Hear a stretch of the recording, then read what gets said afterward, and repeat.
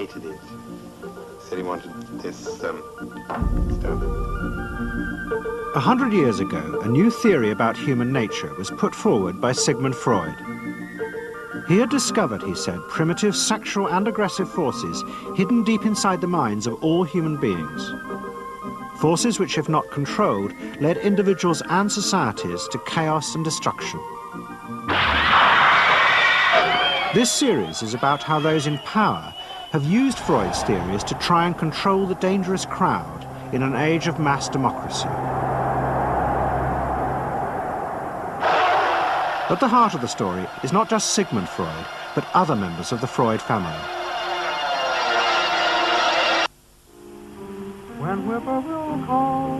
This episode is about Freud's American nephew, Edward Bernays. Bernays is almost completely unknown today, but his influence on the 20th century was nearly as great as his uncle's. Because Bernays was the first person to take Freud's ideas about human beings and use them to manipulate the masses.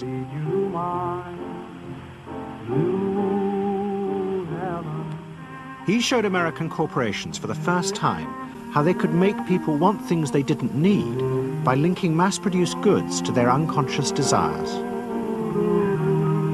Out of this would come a new political idea of how to control the masses.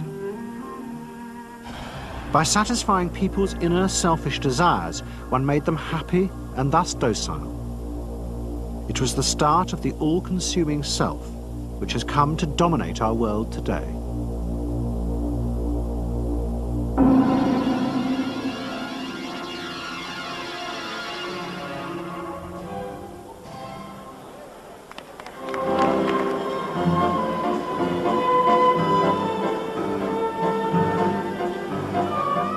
Freud's ideas about how the human mind works have now become an accepted part of society, as have psychoanalysts.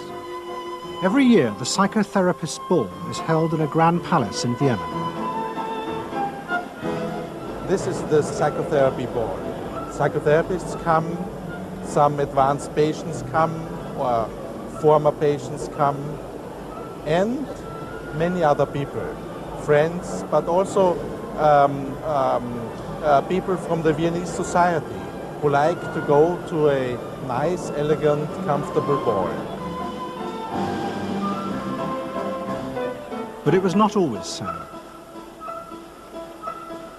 100 years ago, Freud's ideas were hated by Viennese society. At that time, Vienna was the center of a vast empire ruling Central Europe.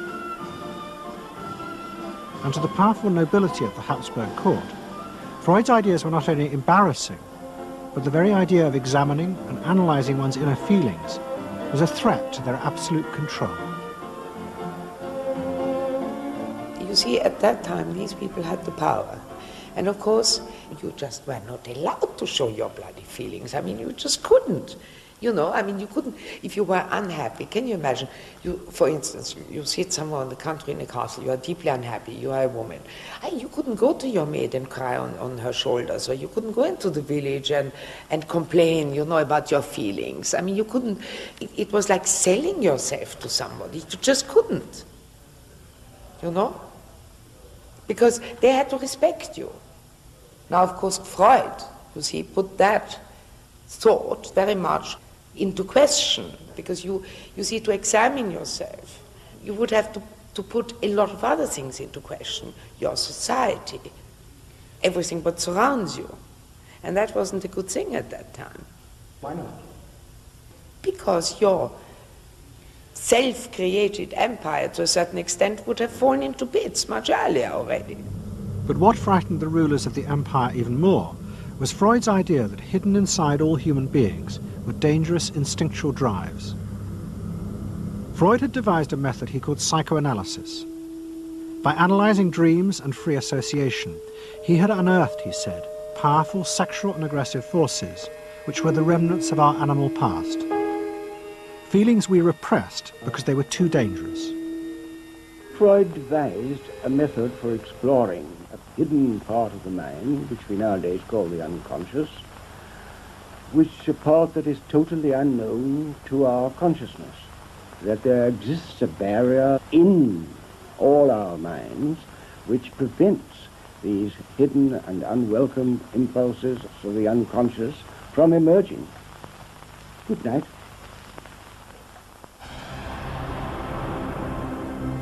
In 1914, the Austro-Hungarian Empire led Europe into war. As the horror mounted, Freud saw it as terrible evidence of the truth of his findings.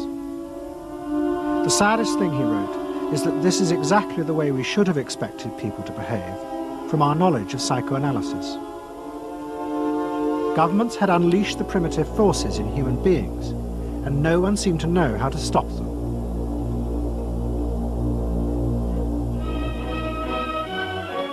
At that time, Freud's young nephew, Edward Bernays, was working as a press agent in America. His main client was the world-famous opera singer Caruso, who was touring the United States.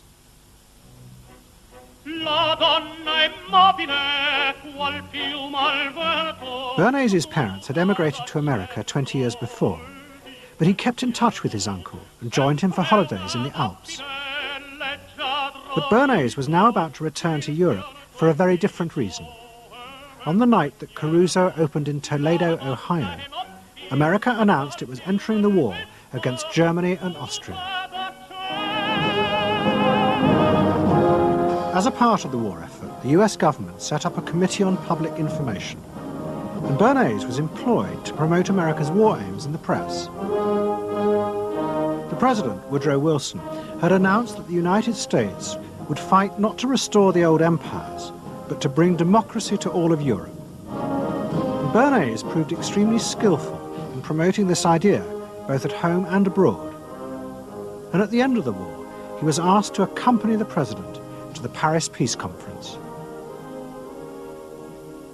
Then, to my surprise, they asked me to go over with Woodrow Wilson to the peace conference.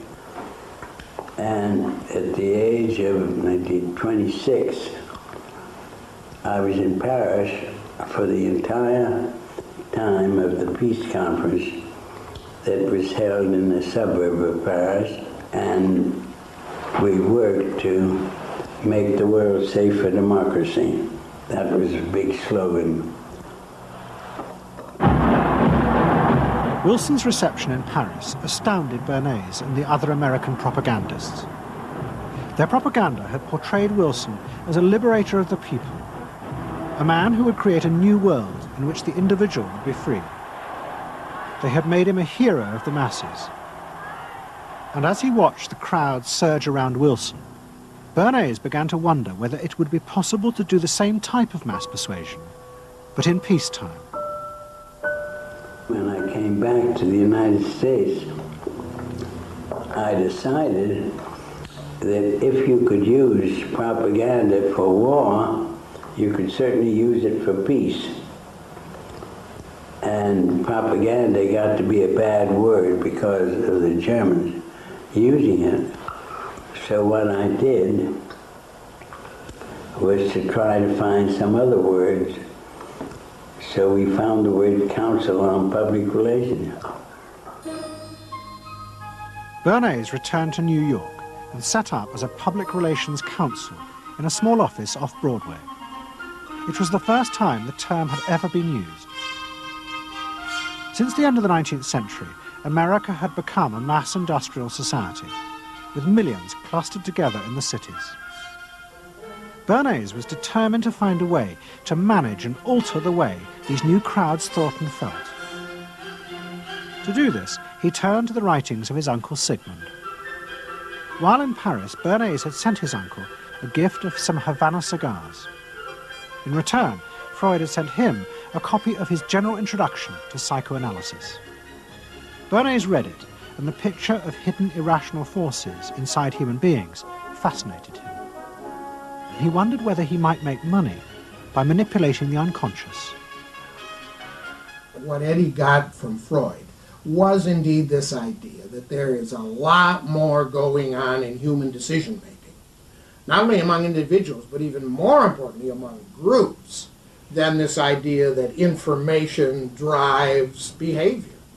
And so Eddie began to formulate this idea that you had to look at things that would play to people's irrational emotions And you see, that moved Eddie immediately into a different category from other people in his field and most government officials and managers of the day who thought if you just hit people with all this factual information, they would look at that and say, oh, of course. And Eddie knew that was not the way the world worked. Bernays set out to experiment with the minds of the popular classes. His most dramatic experiment was to persuade women to smoke. At that time, there was a taboo against women smoking, and one of his early clients, George Hill, the president of the American Tobacco Corporation, asked Bernays to find a way of breaking it. He said, we're losing half of our market because men have invoked a taboo against women smoking in public. Can you do anything about that? I said, let me think about it. And then I said, have I your permission to see a psychoanalyst to find out what cigarettes mean to women? He said, what'll it cost? So I called up Dr. Brill, A.A. Brill, who was a leading psychoanalyst in New York at that time. How come you didn't call your uncle? Why didn't you call your uncle? Because he was in Vienna. A.A. Brill was one of the first psychoanalysts in America, and for a large fee he told Bernays that cigarettes were a symbol of the penis and of male sexual power. He told Bernays that if he could find a way to connect cigarettes with the idea of challenging male power, then women would smoke, because then they would have their own penises. Every year, New York held an Easter Day parade to which thousands came, and Bernays decided to stage an event there. He persuaded a group of rich debutantes to hide cigarettes under their clothes. Then they should join the parade, and at a given signal from him, they were to light up the cigarettes dramatically. Bernays then informed the press that he had heard that a group of suffragettes were preparing to protest by lighting up what they called torches of freedom. He knew this would be an outcry, and he knew that all of the photographers would be there to capture this moment. And so he was ready with a phrase which was torches of freedom. And so here you have a symbol, women, young women, debutantes, smoking a cigarette in public with a phrase that means anybody who believes in this kind of equality pretty much has to support them in the ensuing debate about this, because torches of freedom. I mean, what's on all American coins? It's liberty. She's holding up the torch. You see? And so all of this is there together. There's emotion, there's memory, there's a rational phrase, even though it's using a lot of emotional elements. It's a phrase that works in a rational sense. All of this is together.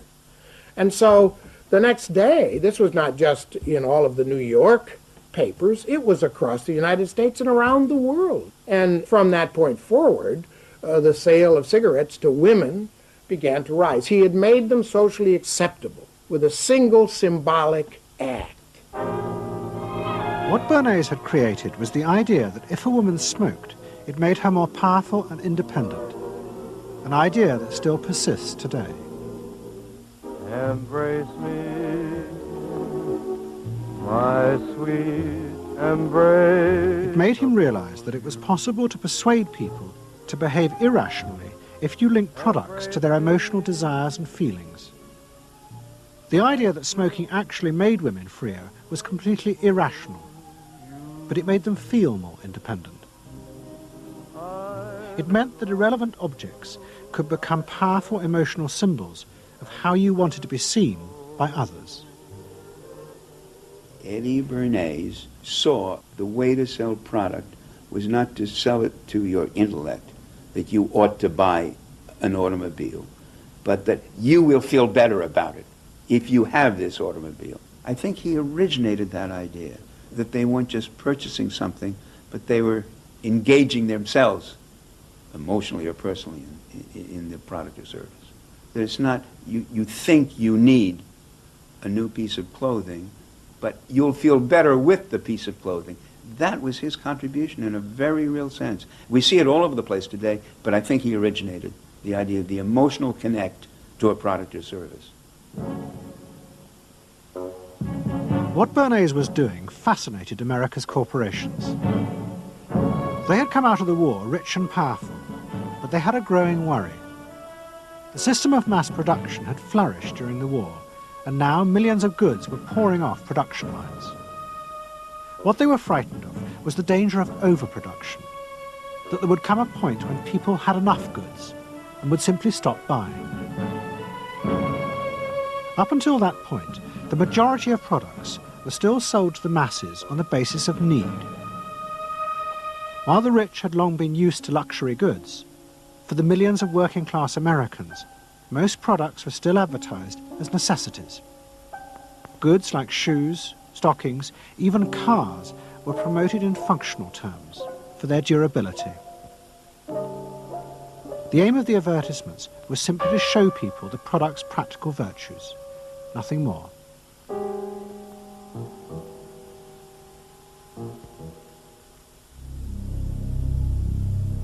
What the corporations realized they had to do was transform the way the majority of Americans thought about products. One leading Wall Street banker, Paul Mazur of Lehman Brothers, was clear about what was necessary. We must shift America, he wrote, from a needs to a desires culture. People must be trained to desire, to want new things even before the old have been entirely consumed. We must shape a new mentality in America. Man's desires must overshadow his needs. Prior to that time, there was no American consumer. There was the American worker, and there was the American owner, and they manufactured and they saved and they ate what they had to, and the people shopped for what they needed. And while the very rich may have bought things they didn't need, most people did not. And Mazur envisioned a break with that, where you would have things that you didn't actually need, but you wanted, as opposed to needed. And the man who would be at the center of changing that mentality for the corporations was Edward Bernays. Bernays really is the guy within the United States, more than anybody else, who sort of brings to the table psychological theory as something that is an essential part of how, from the corporate side, of how we are going to appeal to the masses effectively, and the whole sort of merchandising establishment and sales establishment is ready for Sigmund Freud. I mean, they are ready for understanding what motivates the human mind. And so that there's this real openness to Bernays' techniques being used to sell products to the masses. Beginning in the early 20s, the New York banks funded the creation of chains of department stores across America. They were to be the outlets for the mass-produced goods, and Bernays' job was to produce the new type of customer. Bernays began to create many of the techniques of mass consumer persuasion that we now live with. He was employed by William Randolph Hearst to promote his new women's magazines, and Bernays glamorized them by placing articles and advertisements that linked products made by others of his clients to famous film stars like Clara Bow, who was also his client. Bernays also began the practice of product placement in the movies, and he dressed the stars at the film's premieres with clothes and jewelry from other firms he represented. He was, he claimed, the first person to tell car companies they could sell cars as symbols of male sexuality. He employed psychologists to issue reports that said products were good for you, and then pretended they were independent studies. He organized fashion shows in the department stores and paid celebrities to repeat the new and essential message: you bought things not just for need, but to express your inner sense of yourself to others. There's a psychology of dress. Have you ever thought about it? How it can express your character?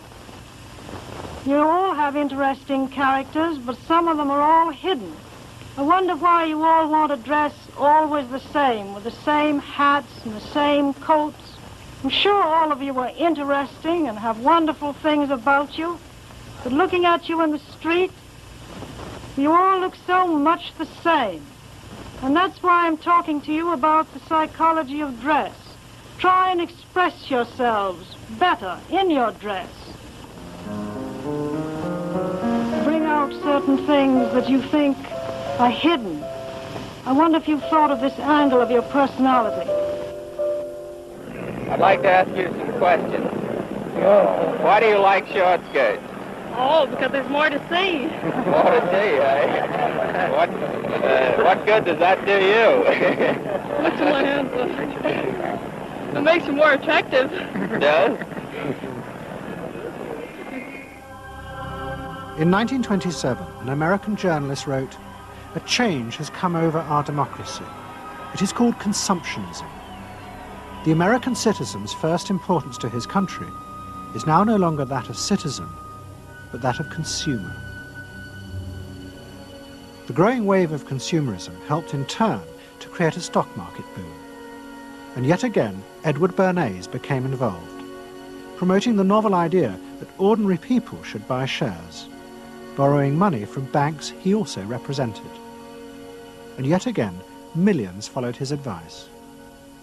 He was uniquely knowledgeable about how people in large numbers are going to react to products and ideas and so on.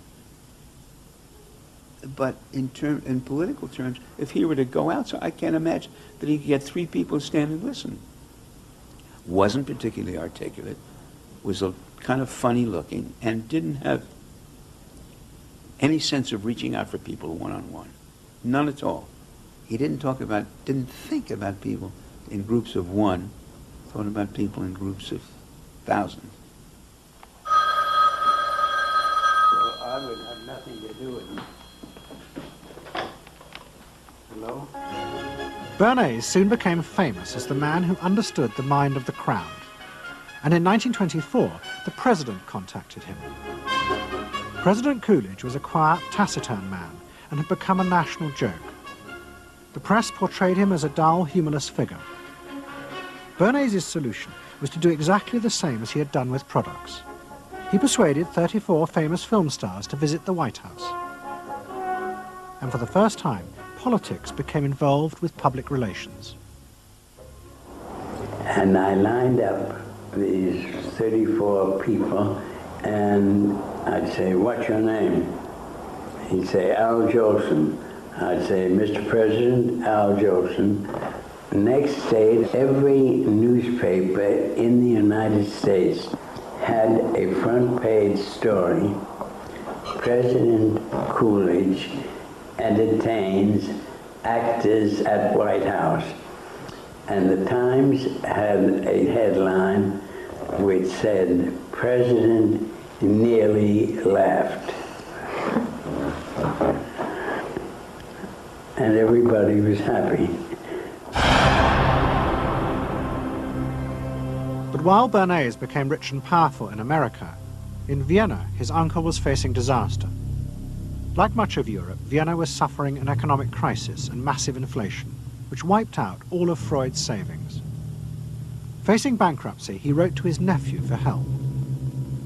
Bernays responded by arranging for Freud's works to be published for the first time in America, and began to send his uncle precious dollars, which Freud kept secretly in a foreign bank account.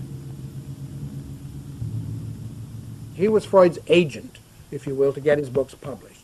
Well, of course, once the books were being published, Eddie couldn't help himself but promote these books, see that everybody read them, make them controversial, emphasize the fact that, do you know what Freud says about sex and what he says cigarettes are a symbol of, and so on and so forth? How do you suppose all those stories got out?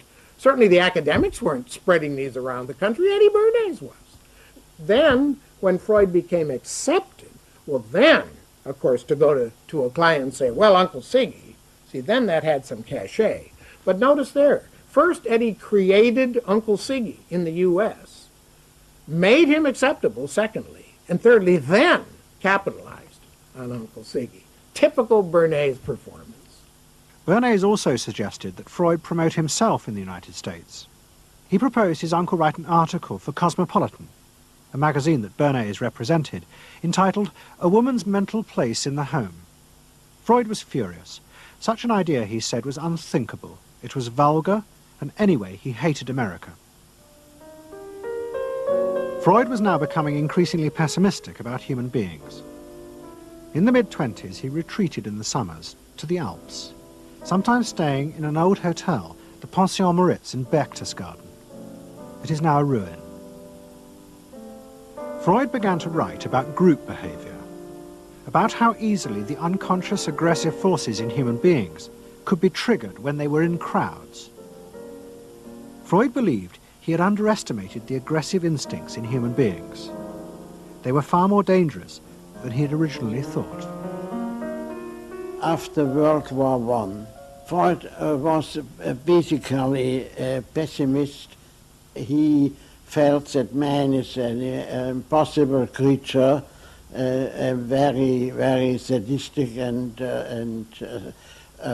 bad species, and did not believe that man can be improved. Man is a ferocious animal, the most ferocious animal that exists. They enjoy torturing and killing, and he didn't like man. The publication of Freud's works in America had an extraordinary effect on journalists and intellectuals in the 1920s. What fascinated and frightened them was the picture Freud painted of submerged, dangerous forces lurking just under the surface of modern society. Forces that could erupt easily to produce the frenzied mob which had the power to destroy even governments. It was this they believed had happened in Russia. To many, this meant that one of the guiding principles of mass democracy was wrong, the belief that human beings could be trusted to make decisions on a rational basis. The leading political writer, Walter Lippmann, argued that if human beings were in reality driven by unconscious, irrational forces, then it was necessary to rethink democracy. What was needed was a new elite who could manage what he called the bewildered herd. This would be done through psychological techniques that would control the unconscious feelings of the masses.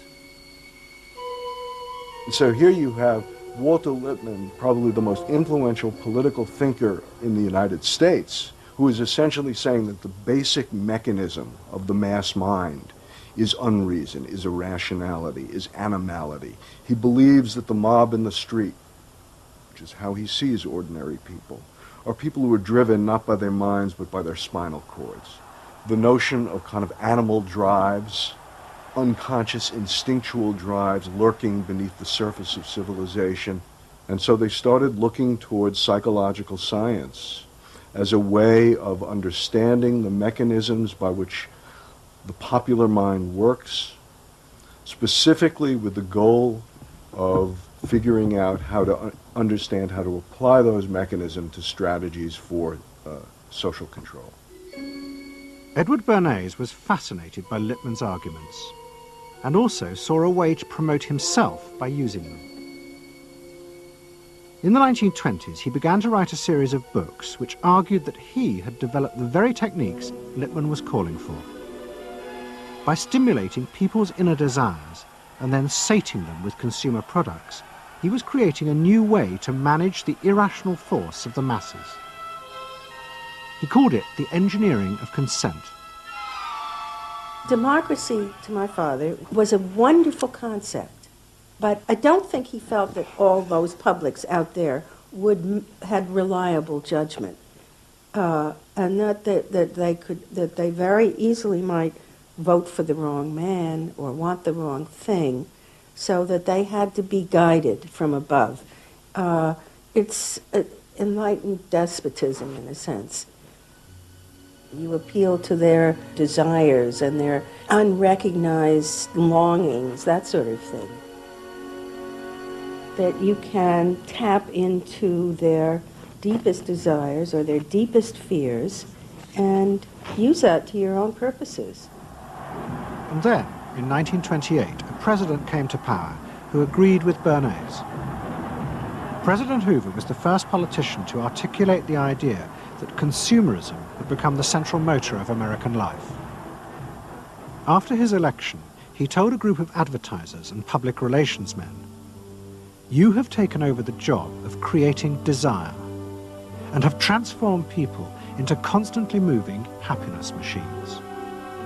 machines which have become the key to economic progress. What was beginning to emerge in the 1920s was a new idea of how to run mass democracy. At its heart was the consuming self, which not only made the economy work, but was happy and docile, and so created a stable society. Both Bernays and Littman's concept of managing the masses takes the idea of democracy and it turns it into a palliative. It turns it into giving people some kind of feel-good medication that will respond to an immediate pain or an immediate yearning, but will not alter the objective circumstances one iota. I mean, democracy really, the idea of democracy at its heart was about changing the relations of power that had governed the world for so long. And Bernays' concept of democracy was one of maintaining the relations of power, even if it meant that one needed to sort of stimulate the psychological lives of the public. And in fact, in his mind, that was what was necessary. That if you can keep stimulating the irrational self, then leadership can basically go on doing what it wants to do. Bernays now became one of the central figures in a business elite that dominated American society and politics in the 1920s. He also became extremely rich and lived in a suite of rooms in one of New York's most expensive hotels, where he gave frequent parties. Oh my goodness, he had a home in the corner suite of the Sherry Netherland Hotel. And here's this wonderful suite with all these windows looking out on Central Park and across at the plaza and on the square. And he would use this place to hold a soiree. The mayor would come, all the media leaders would come, the political leaders, the business leaders, the people in the arts. I mean, it was a who's who.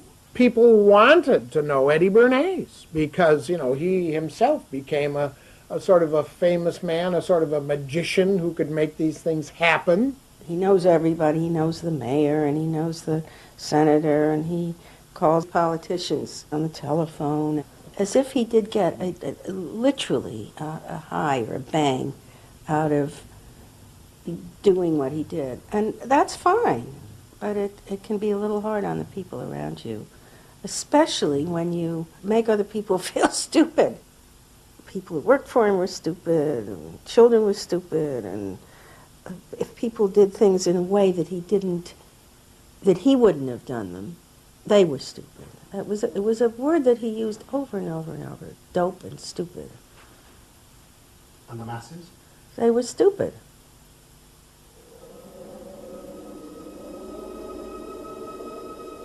But Bernays' power was about to be destroyed dramatically, and by a type of human irrationality he could do nothing to control. At the end of October 1929, Bernays organised a huge national event to celebrate the 50th anniversary of the invention of the light bulb.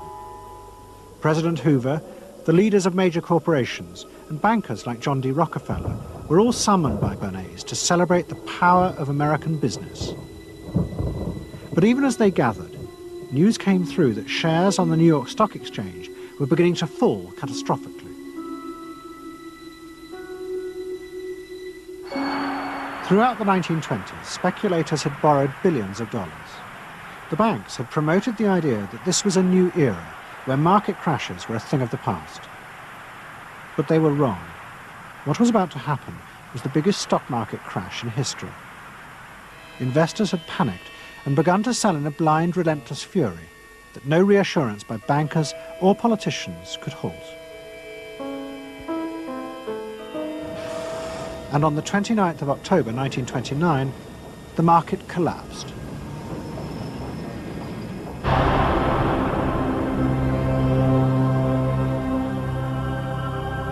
The effect of the crash on the American economy was disastrous.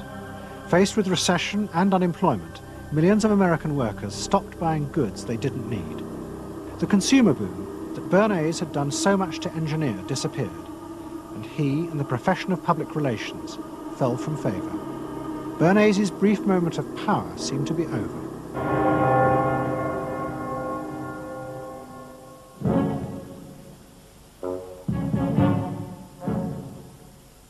The effect of the Wall Street crash on Europe was also catastrophic. It intensified the growing economic and political crisis in the new democracies. In both Germany and Austria, there were violent street battles between the armed wings of different political parties. Against this backdrop, Freud, who was suffering from cancer of the jaw, retreated yet again to the Alps. He wrote a book called Civilization and Its Discontents. It was a powerful attack on the idea that civilization was an expression of human progress. Instead, Freud argued, civilization had actually been constructed to control the dangerous animal forces inside human beings. What was implicit in Freud's argument was that the ideal of individual freedom, which was at the heart of democracy, was impossible. Human beings could never be allowed to truly express themselves because it was too dangerous. They must always be controlled and would thus always be discontent.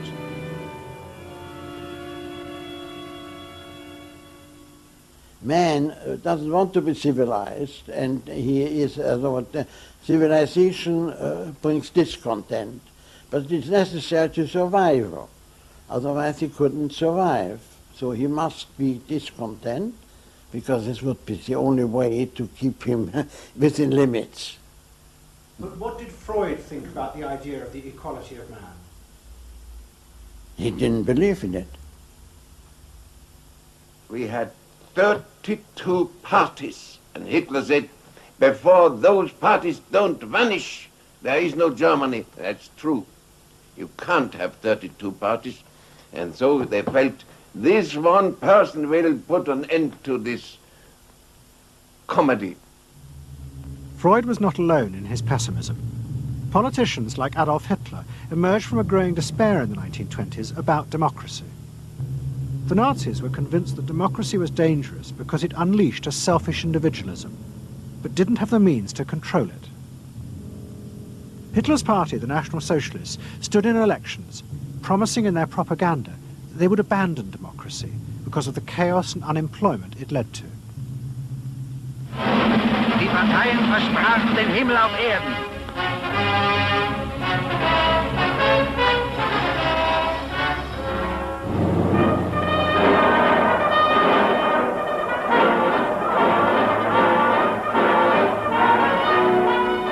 In March 1933, the National Socialists were elected to power in Germany, and they set out to create a society that would control human beings in a different way. One of their first acts was to take control of business. The planning of production would in future be done by the state. The free market was too unstable, as the crash in America had proved. Workers' leisure time was also planned by the state through a new organization called Strength Through Joy. One of its mottos was service, not self.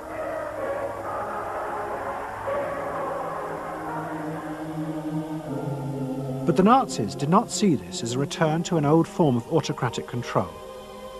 It was a new alternative to democracy, in which the feelings and the desires of the masses would still be central, but they would be channeled in such a way as to bind the nation together. The chief exponent of this was Joseph Goebbels, the Minister of Propaganda. Es mag gut sein, Macht zu besitzen, die auf Gewehren ruht. Besser aber und beglückender ist es, das Herz eines Volkes zu gewinnen und es auch zu behalten. Goebbels organized huge rallies whose function, he said, was to forge the mind of the nation into a unity of thinking, feeling and desire. One of his inspirations, he told an American journalist, was the writings of Freud's nephew, Edward Bernays. In his work on crowd psychology, Freud had described how the frightening irrationality inside human beings could emerge in such groups. The deep, what he called libidinal forces of desire are given up to the leader, while the aggressive instincts are unleashed on those outside the group. Freud wrote this as a warning, but the Nazis were deliberately encouraging these forces because they believed they could master and control them. Well, Freud was saying that masses are bound by libidinal forces. They love each other and delegate their ideas and their feelings to the chap on top. What are libidinal forces? What are libidinal forces? Well, forces of love. Not hate? No, hate is delegated to the others outside.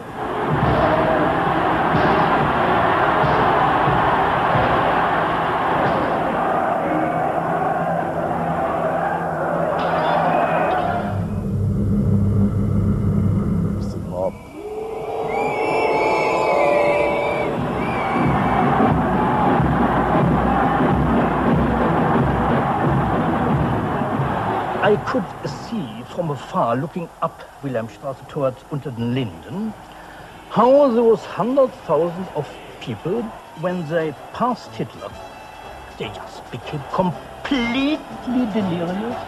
They began to shout these cries I will never get out of my ears. Heil, Sieg, Heil. They demented. And here I got confirmation how those irrational forces, uncontrollable forces in Germany, in the Germans, had erupted, had broken out, were running riot, were departing, marching on.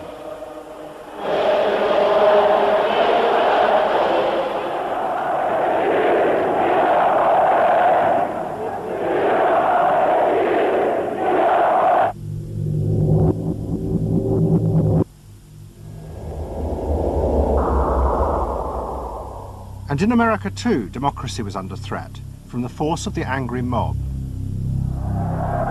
The effect of the stock market crash had been disastrous. There was growing violence as an angry population took out their frustration on the corporations who were seen to have caused this disaster. Then, in 1932, a new president was elected who was also going to use the power of the state to control the free market. But his aim was not to destroy democracy, but to strengthen it. And to do this, he was going to develop a new way of dealing with the masses. I am prepared, under my constitutional duty, to recommend the measures that a stricken nation in the midst of a stricken world may require. But in the event that the national emergency is still critical, I shall not evade the clear course of duty that will then confront me. I shall ask the Congress for the one remaining instrument to meet the crisis: broad executive power.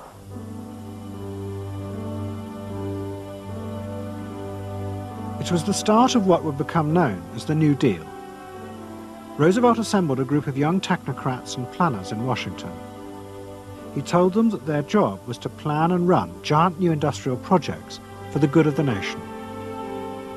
Roosevelt was convinced that the stock market crash had shown that laissez-faire capitalism could no longer run modern industrial economies. It had become the job of government. Big business was horrified, but the New Deal attracted the admiration of the Nazis, especially Joseph Goebbels. Wir betrachten die wirtschaftliche Entwicklung in Amerika mit dem allergrößten positiven Interesse. Und wir sind dort der festen Überzeugung, dass Präsident Roosevelt und seine Berater auf dem richtigen Wege sind. Es handelt sich in der Tat um das größte wirtschaftliche und soziale Problem aller Zeiten. Die vielen Millionen Arbeitslosen, die ihre Plätze an den Maschinen und in den Kontoren verloren haben, wieder an ihre alten Arbeitsstellen zurückzuführen. Das kann nicht allein der privaten Initiative überlassen werden. Ausschlaggebend ist, dass die öffentliche Hand mit positiven Maßnahmen eingreift. But although Roosevelt, like the Nazis, was trying to organize society in a different way, unlike the Nazis, he believed that human beings were rational and could be trusted to take an active part in government. Roosevelt believed it was possible to explain his policies to ordinary Americans and take into account their opinions. To do this, he was helped by the new ideas of an American social scientist called George Gallup. favorite reading of New Deal Washington, the survey of U.S. public opinion. From offices at Princeton, New Jersey, a famed statistician, Dr. George Gallup, tells Washington from week to week what the nation is thinking. And in New York, Fortune magazine's analyst, Elmo Roper, compiles for publication a continuous record of the nation's approval or disapproval of how the country is being run. Gallup and Roper rejected Bernays' view that human beings were at the mercy of unconscious forces and so needed to be controlled. Their system of opinion polling was based on the idea that people could be trusted to know what they wanted. They argued that one could measure and predict the opinions and behaviour of the public if one asked strictly factual questions and avoided manipulating their emotions. Well, how about this one? Do you think Franklin D. Roosevelt's New Deal has been bad for the nation in general? No, that question's loaded. It automatically suggests an answer. Well, how about this? Is your present feeling toward President Roosevelt one of general approval or general disapproval? That's better.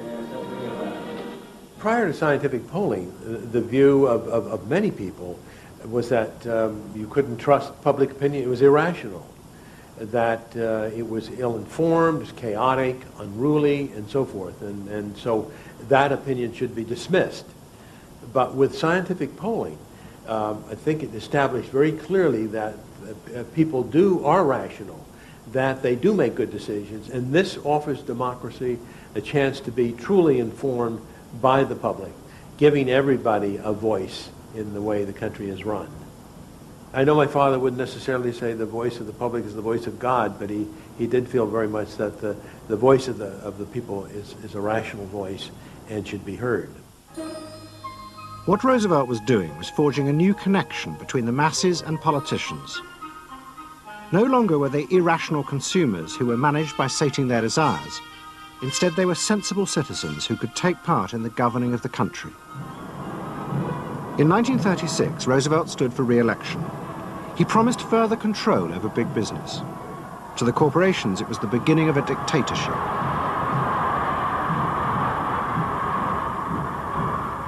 Roosevelt interferes with private enterprise and is running the country into debt for generations to come. The way to get recovery is to let business alone. But Roosevelt was triumphantly re-elected. It looks, my friends, like a real landslide this time. So please let me thank you again and tell you that I hope to see you all very soon and bid you an affectionate good night. Faced with this, business now decided to fight back, to regain power in America. At the heart of the battle would be Edward Bernays and the profession he had invented, public relations. Following that election, business people start to get together and start to carry on discussions, primarily in private, and they start talking to each other about the need to sort of carry on ideological warfare against the New Deal and to sort of reassert the sort of connectedness between the idea of democracy on the one hand and the idea of privately owned business on the other. And so, under the umbrella of an organization which still exists, which is called the National Association of Manufacturers, and whose membership included all of the major corporations of the United States, a campaign is launched explicitly designed to create emotional attachments between the public and big business. It's Bernays' techniques being used on a grand scale. I mean, totally.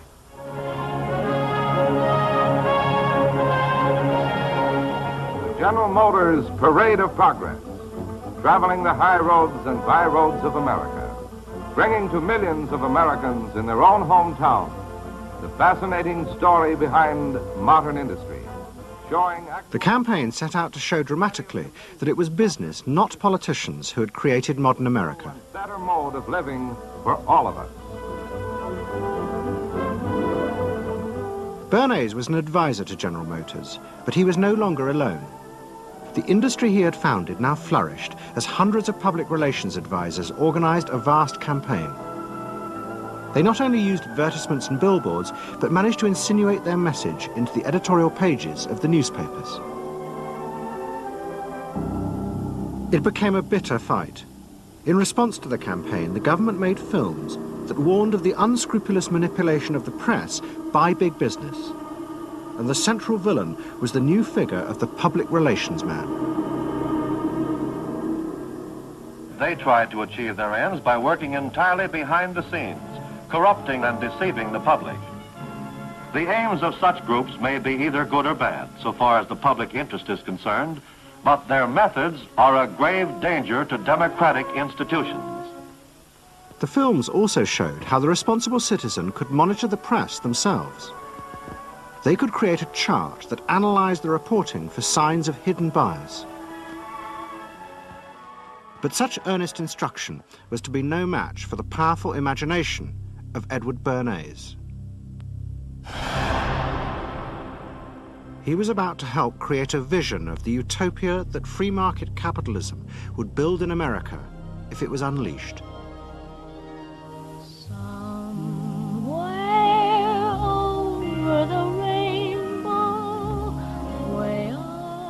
In 1939, New York hosted the World's Fair. Edward Bernays was a central advisor. He insisted that the theme be the link between democracy and American business.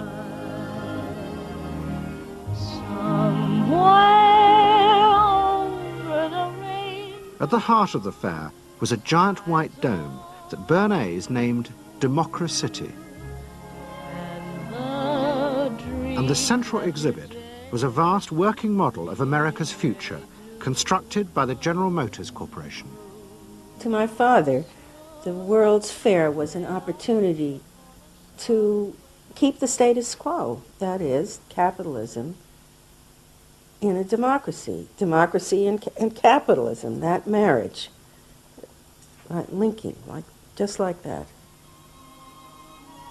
He did that by manipulating people and getting them to think that you couldn't have real democracy in anything but a capitalist society, which was capable of doing anything, of creating these wonderful highways, of making, moving pictures inside everybody's house, of telephones that didn't need cords, of sleek roadsters. I mean, it was consumerist, but at the same time, you inferred that in a funny way, democracy and capitalism went together. The World's Fair was an extraordinary success and captured America's imagination. The vision it portrayed was of a new form of democracy, in which business responded to people's innermost desires in a way politicians could never do. But it was a form of democracy that depended on treating people not as active citizens, as Roosevelt did, but as passive consumers. Because this, Bernays believed, was the key to control in a mass democracy. It's not that the people are in charge, but that the people's desires are in charge. The people are not in charge. The people exercise no decision-making power within this environment. So democracy is reduced from something which assumes an active citizenry to the idea of the public as passive consumers. Driven primarily by instinctual or unconscious desires, and that if you can in fact trigger those needs and desires, you can get what you want from them. But this struggle between the two views of human beings as to whether they were rational or irrational was about to be dramatically affected by events in Europe. Events that would also change the fortunes of the Freud family. In March 1938, the Nazis annexed Austria. It was called the Anschluss. Hitler arrived in Vienna to an extraordinary outpouring of mass adulation. But even as he drove through the city, behind the scenes, the Nazis were systematically whipping up and unleashing the hatred of the crowd against the enemies of the new Greater Germany. The Anschluss was a kind of explosion of terrible hatred against the enemies, so-called enemies, or whatever they considered enemies, against the Jews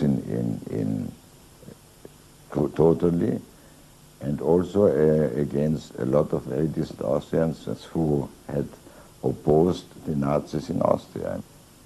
They said it's legitimate, now you can do what you want, so they did it.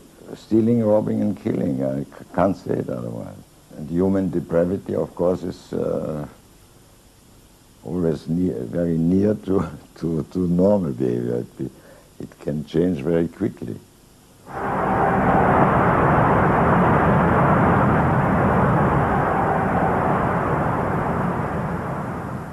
As the violence and assassinations raged in Vienna, Freud decided he had to leave. His aim was to go to Britain, but he knew that Britain, like many countries, was refusing entry to most Jewish refugees. But help came from the leading psychoanalyst in Britain, Ernest Jones. He was in the same ice skating club as the Home Secretary, Sir Samuel Hoare, and Jones persuaded Hoare to issue Freud a British work permit. And in May 1938, Freud, his daughter Anna, and other members of his family set off for London.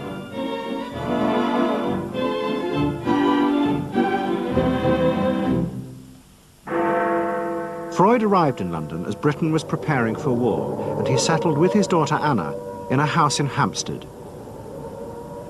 But Freud's cancer was now far advanced, and in September 1939, just 3 weeks after the outbreak of war, he died.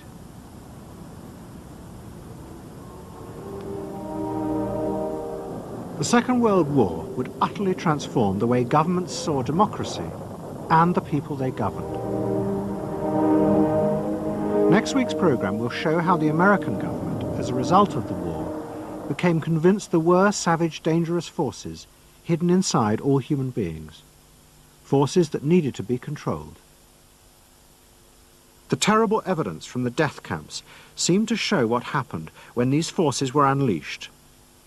And politicians and planners in post-war America would come to believe that hidden under the surface of their own population were the same dangerous forces. And they would turn to the Freud family to help control this enemy within.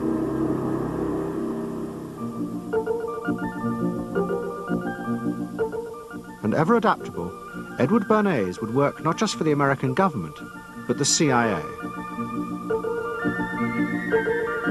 And Sigmund Freud's daughter, Anna, would also become powerful in the United States, because she believed that people could be taught to control the irrational forces within them. Out of this would come vast government programs to manage the inner psychological life of the masses.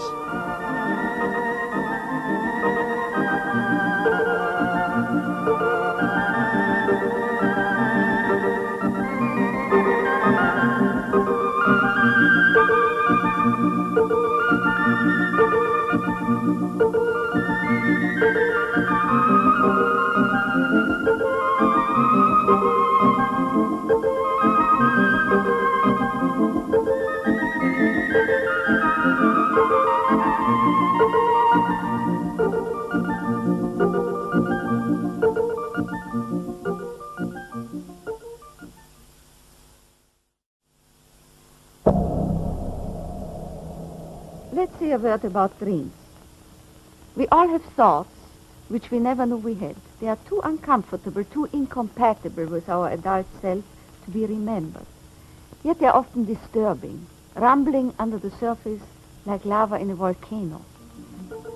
The dream is the royal road to these thoughts, the royal road to the unconscious. This is the story of how Sigmund Freud's ideas about the unconscious mind were used by those in power in post-war America to try and control the masses. Politicians and planners came to believe that Freud was right to suggest that hidden deep within all human beings were dangerous and irrational desires and fears. They were convinced that it was the unleashing of these instincts that had led to the barbarism of Nazi Germany. To stop it ever happening again, they set out to find ways to control this hidden enemy within the human mind.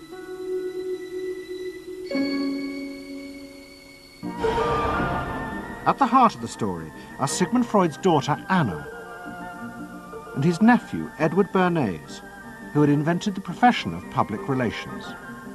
Their ideas were used by the US government, big business, and the CIA to develop techniques to manage and control the minds of the American people. Those in power believed that the only way to make democracy work and create a stable society was to repress the savage barbarism that lurked just under the surface of normal American life.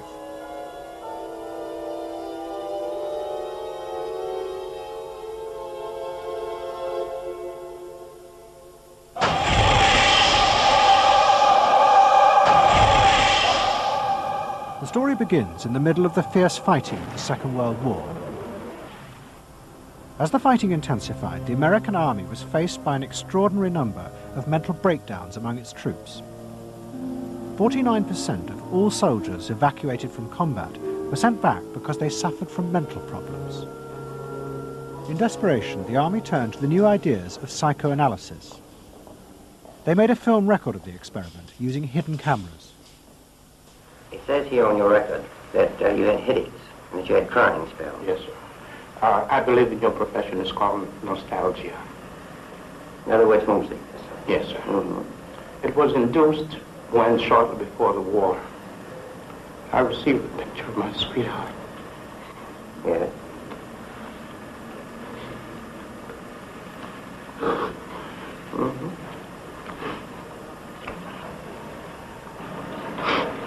I'm sorry, I can't continue. That's all right. It was the first time that anyone had paid such attention to the feelings and anxieties of ordinary people. At the heart of the experiment were a number of refugee psychoanalysts from Central Europe. They worked with American psychiatrists to guide and shape the project. When I first came to America, I worked in the psychiatric service with soldiers trying to rehabilitate them. And I traveled in the train from the East Coast to the West Coast. I was enormously curious what goes on in all of those little towns that the train is passing. After my years in the army, I knew exactly what everybody was doing in the little towns. Because I saw so many people who came from there, and I understood their aspirations, their disappointments, and so forth. So it was as if somebody invited me to a privileged tour into the inner soul of America. I'm not doing this deliberately, so Of course please believe me. I do believe you. A display of emotion is sometimes very helpful. I hope so, sir. Sure, it gets it off your chest. Well, sir, to be perfectly honest with you, I'm very much in love with my sweetheart. She has been the one person that gave me a sense of importance, and that through her cooperation with me, we were able to surmount so many obstacles. Take it easy now, just talk to... The psychoanalysts used techniques developed by Freud to take the men back into their past. They became convinced that the breakdowns were not the direct result of fighting. The stress of combat had merely triggered old childhood memories. These were memories of the men's own violent feelings and desires, which they had repressed because they were too frightening. Think deeply. Let's go back. When was it you... To the psychoanalysts, it was overwhelming proof of Freud's theory that underneath human beings were driven by primitive, irrational forces. You want that? World War II was a major shattering experience because I discovered the enormous role of the irrational in the lives of most people. Now that I can say, that I learned that the ratio between the irrational and the rational in America is very much in favor of the irrational. That there is much greater unhappiness, much more suffering, much more. A sadder country than one would imagine it from the advertisements that you get. A much more problematic country. Victory in the Second World War was celebrated as a triumph of democracy. But in private, many policymakers were worried about the implications of the analysis of the soldiers. It seemed to show that underneath every American were irrational, violent drives. What had happened in Germany seemed to bear this out. The complicity of so many ordinary Germans in mass killings during the war showed just how easily these forces could break through and overwhelm democracy.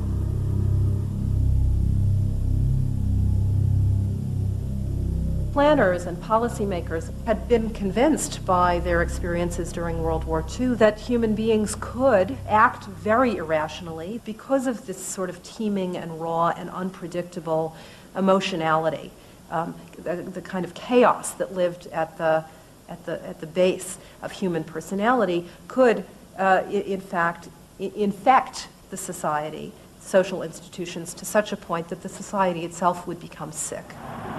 That's what they believe happened in Germany, in which the irrational, the anti-democratic, went wild. Well, it was a vision of human nature as incredibly destructive, and they were terrified that Americans would in fact behave that way, or were capable of behaving that way, and they wanted to avoid a rerun of that. So what is needed is a human being that can internalize democratic values so that they are not shaken with the storm.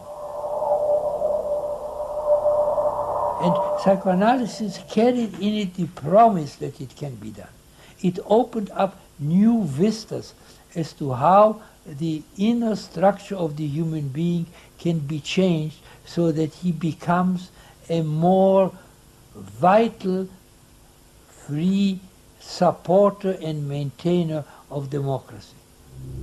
The psychoanalysts were convinced they not only understood these dangerous forces, but they knew how to control them too. They would use their techniques to create democratic individuals, because democracy left to itself failed to do this.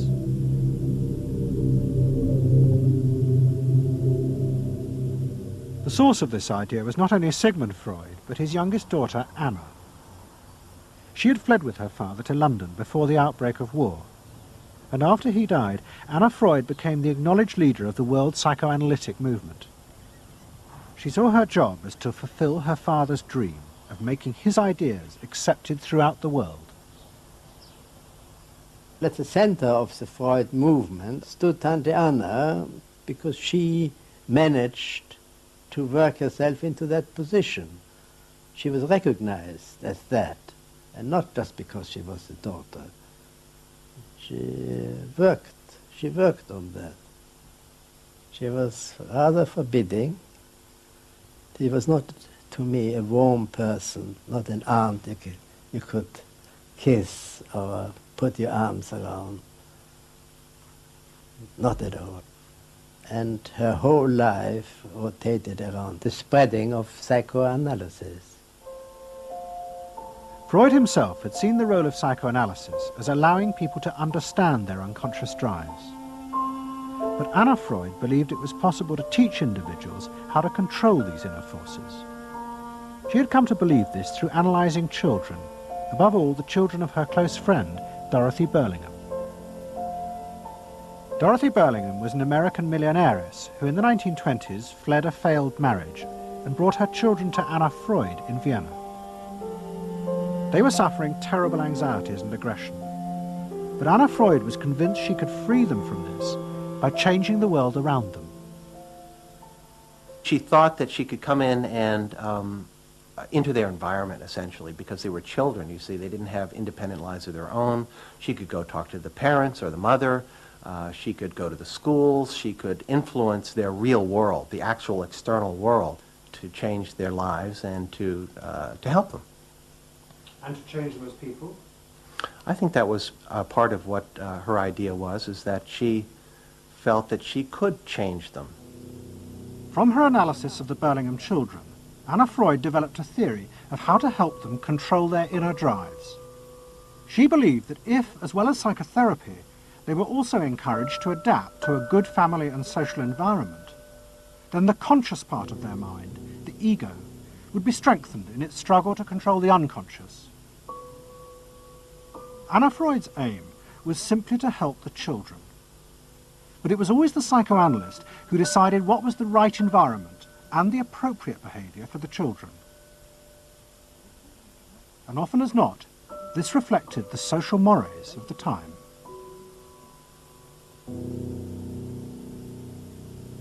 In my father's case, they were concerned that he would be a homosexual. And so a lot of their efforts went into preventing or trying to stop my father from becoming a homosexual. Whether or not he would have or did, or, it's unknown to me. Why did they want to stop him?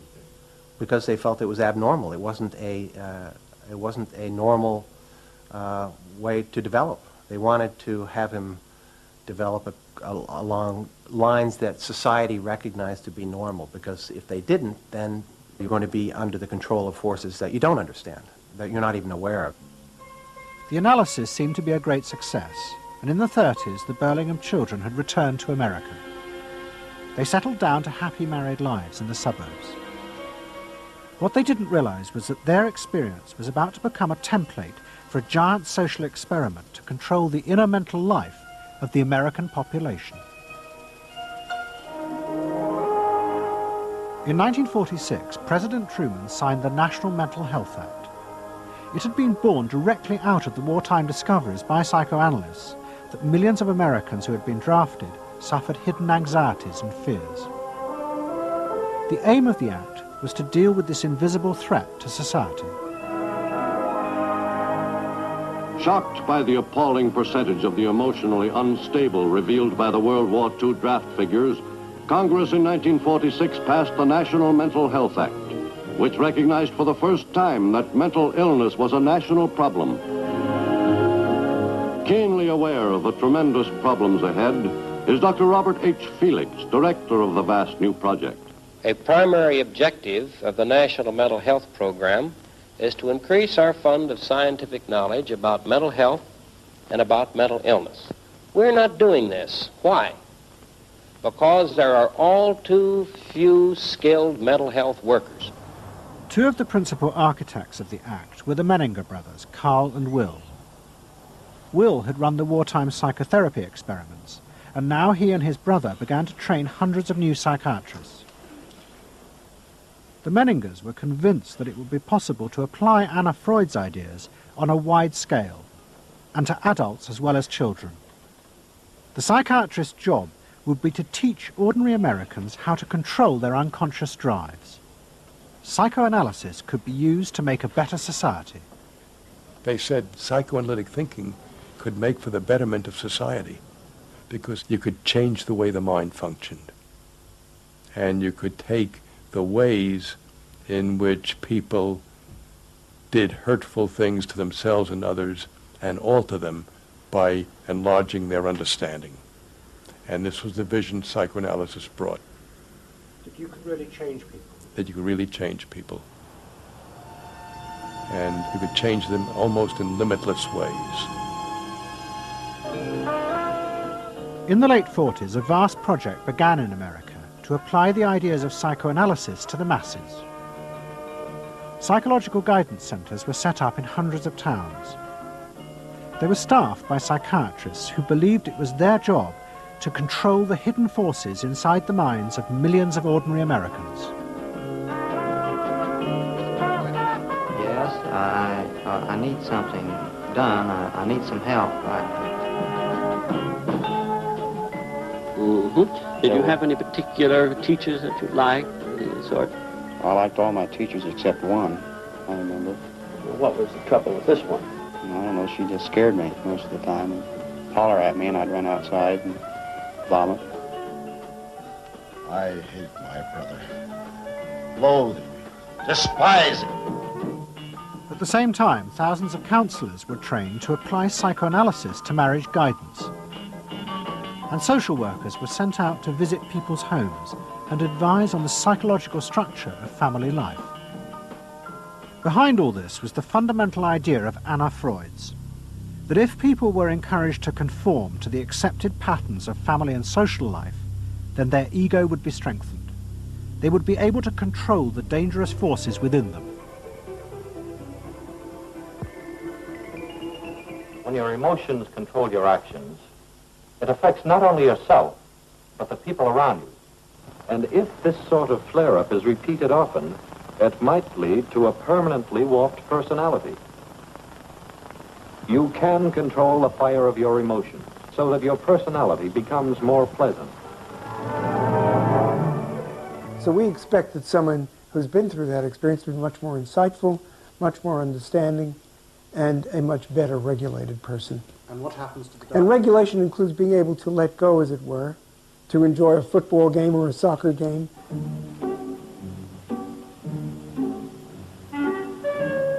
A more understanding, yes, rational, but also appropriately emotional person. The regulatory aspects of the human mind would really be in charge. Instead of being overwhelmed by our passions and by our darker impulses. That one would be master or mistress of one's own passions. They just felt that the road to happiness was in adapting to the external world in which they lived. That people could be uncrippled from their own neurotic conflicts and impulses, that they would not engage in self-destructive behavior, that they would in fact adapt to the reality about them. They never questioned the reality. They never questioned that it might itself be a source of evil or something to which you could not adapt without compromise or without suffering or without exploiting yourself in some way. So there was this fit with the politics of the day. And a balance of emotions is important to a well-rounded personality. But it was only the beginning of the rise to power of psychoanalysis in America. Psychoanalysts were about to move into big business and use their techniques not just to create model citizens, but model consumers. Last week's episode showed how Freud's American nephew, Edward Bernays, had been the first to convince American corporations that they could sell products by connecting them with people's unconscious feelings. But now, a group of psychoanalysts were going to take what Bernays had begun and invent a whole range of techniques to get inside and manage the unconscious mind of the consumer. They were led by Ernest Dichter. Dichter had practiced next door to Freud in Vienna, but he had come to America and set up the Institute for Motivational Research in an old mansion north of New York. This is the Institute for Motivational Research, a place devoted to the intriguing business of finding out why people behave as they do, why they buy as they do, why they respond to advertising as they do. And this is Dr. Ernest Dichter. We don't go out and ask directly, why do you buy, why don't you? What we try to do instead is to understand the total personality, the self-image of the customer. We use all the resources of modern social sciences. It opens up some stimulating psychological techniques for selling any new product. Like the other psychoanalysts, Dichter believed that American citizens were fundamentally irrational beings. They could not be trusted. Their real reasons for buying products were rooted in unconscious desires and feelings. And Dichter wanted to find ways to uncover what he called the secret self of the American consumer. He was trying to get out of people's mind the unconscious motivations that they had for purchasing. These could be sexual, they could be psychological, they could be sociological, they could be a demand for status, a demand for recognition. There were things that people couldn't verbalize or wouldn't verbalize because they were too secret to them. They were too much a part of their nature, and they would be embarrassed. They would be embarrassed if they came out and said things like this. He would interview people, but not ask them direct questions, but let them talk freely like you do in psychoanalysis. And that was his background. And so he said, why can't we have a group therapy session about products? All right? And so Dichter built this room up above his garage, and he said we can have psychoanalysis of products. They can actually act out and verbalize their wants and needs. What we're going to do is try a couple of these salad dressings. So let's see what happens. Here is our typical housewife. She doesn't follow the instructions. And they could be observed and watched, and other people could comment, and they could talk about it, and everybody could join in. He was the first to do this. This was absolutely the first thing that was ever done. And he had a movie projector up there where you could show advertisements and things like that, and people could react to them. And he invented the whole technique for mining the unconscious about the hidden psychological wants that people had about products. This became the focus group. It worked! Dichter's breakthrough came with a focus group study he did for Betty Crocker Foods. Like many food manufacturers in the early 50s, they had invented a new range of instant convenience foods. But although consumers had told market researchers they would welcome the idea, in fact, they were refusing to buy them. The worst problem was the Betty Crocker cake mix. Dichter did a series of focus groups where housewives free associated about the cake mix. He concluded that they felt unconscious guilt at the new image being promoted of ease and convenience. In other words, he understood that the barrier to the consumption of the product was the housewife's feeling of guilt about using it. They basically, on one hand, wanted to make it easy for themselves, but they felt guilty about it.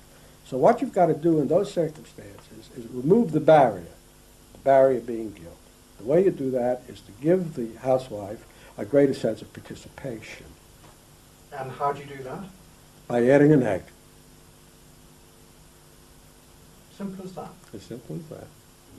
Dichter told Betty Crocker to put an instruction on the packet that the housewife should add an egg. It would be an unconscious symbol, he said, of the housewife mixing in her own eggs as a gift to her husband, and so would lessen the guilt. Betty Crocker did it, and the sales soared. My cake is ready. The consumer may have basic needs that the consumer himself or herself doesn't fully understand. You have to know what those needs are in order to fully exploit the consumer.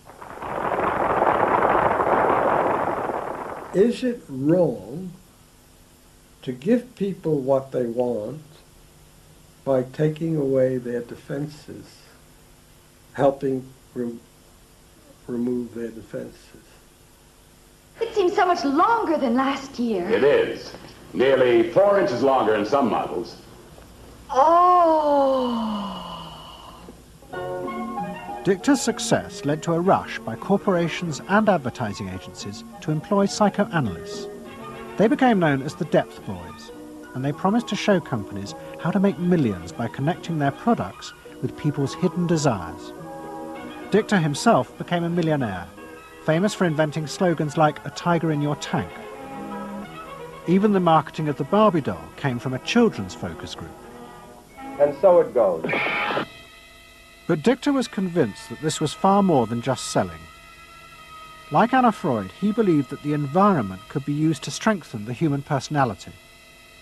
And products had the power both to sate inner desires and give people a feeling of common identity with those around them. It was a strategy for creating a stable society. Dichter called it the strategy of desire. To understand a stable citizen, you have to know that modern man quite often tries to work off his frustrations by spending on self-gratification. Modern man is eternally ready to fill out his self-image by purchasing products which complement it. If you identify yourself with a product, it can have a therapeutic value. It improves your self-image, and you become a more secure person, and you have suddenly this confidence of going out in the world and doing what you want successfully. Ernest believed that that would then improve the whole of our society and become the best society on this planet.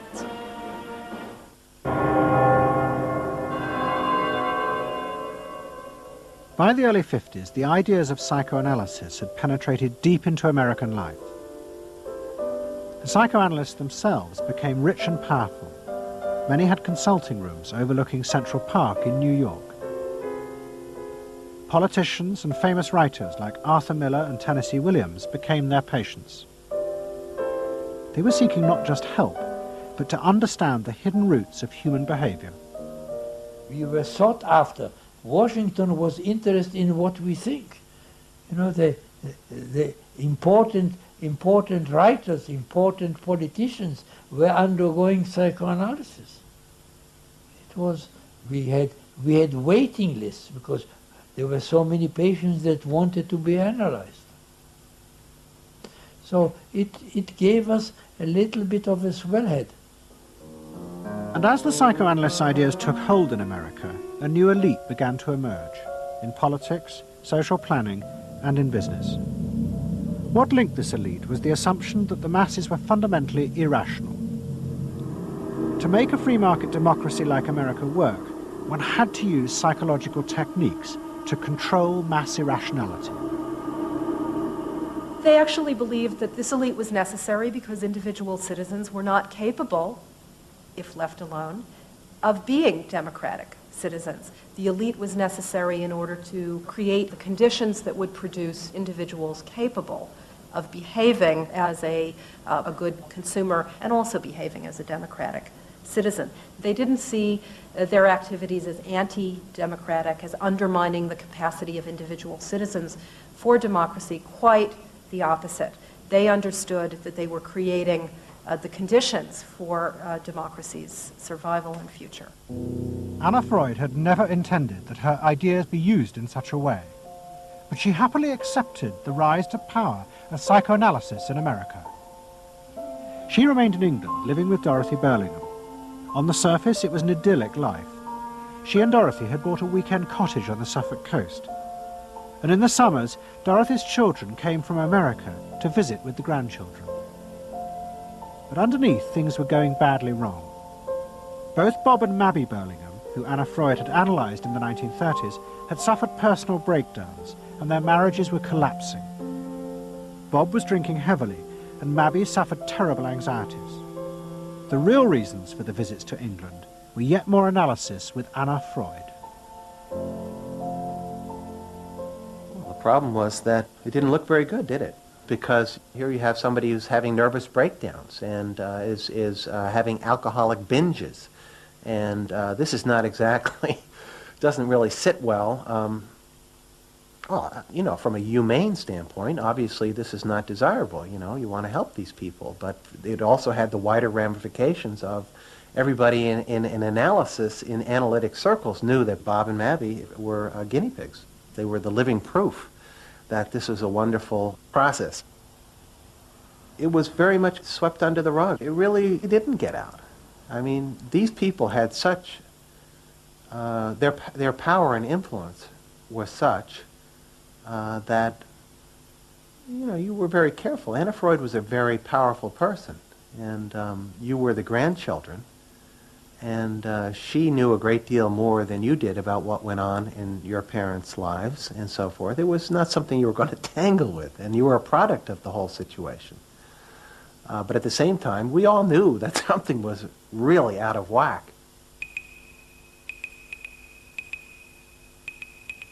As she grew older, she became more and more important, didn't she? Politically and scientifically, but she didn't know when to stop. She was a bit too righteous. What she did was always the thing, and she would never, to my knowledge, acknowledge that she could make a mistake or be wrong. That is my feeling. But the power and influence of the Freud family in America was about to grow even more. Politicians were about to turn to Anna Freud's cousin, Edward Bernays, for help in a time of crisis. He was going to manipulate the inner feelings and fears of the masses to help America's politicians fight the Cold War. I don't mean to say, and no one can say to you, that there are no dangers. Of course there are risks if we are not vigilant. But we do not have to be hysterical. In 1953, the Soviet Union exploded its first hydrogen bomb. and the fear of nuclear war and communism gripped the United States. Those in power became concerned about how to reassure the population. Committees were set up and public information films made, appealing for calm in the face of new threats, like nuclear fallout. It's the fallacy of devoting 85% of one's worrying capacity to an agent that constitutes only about 15% of an atomic bomb's destroying potential. At this point, Edward Bernays was living in New York. In the 1920s, he had invented the profession of public relations and was now one of the most powerful PR men in America. He worked for most of the major corporations and advised politicians, including President Eisenhower. Like his uncle Sigmund, Bernays was convinced that human beings were driven by irrational forces. The only way to deal with the public was to connect with their unconscious desires and fears. Bernays argued that instead of trying to reduce people's fear of communism, one should actually encourage and manipulate the fear, but in such a way as it became a weapon in the Cold War. Rational argument was fruitless. What my father understood about groups is that they are manipulable, they're malleable, and that you can tap into their deepest desires or their deepest fears and use that to your own purposes.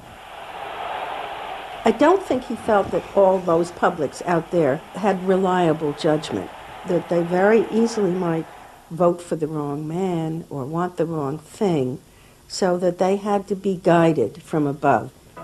One of Bernays' main clients was the giant United Fruit Company. They owned vast banana plantations in Guatemala in Central America.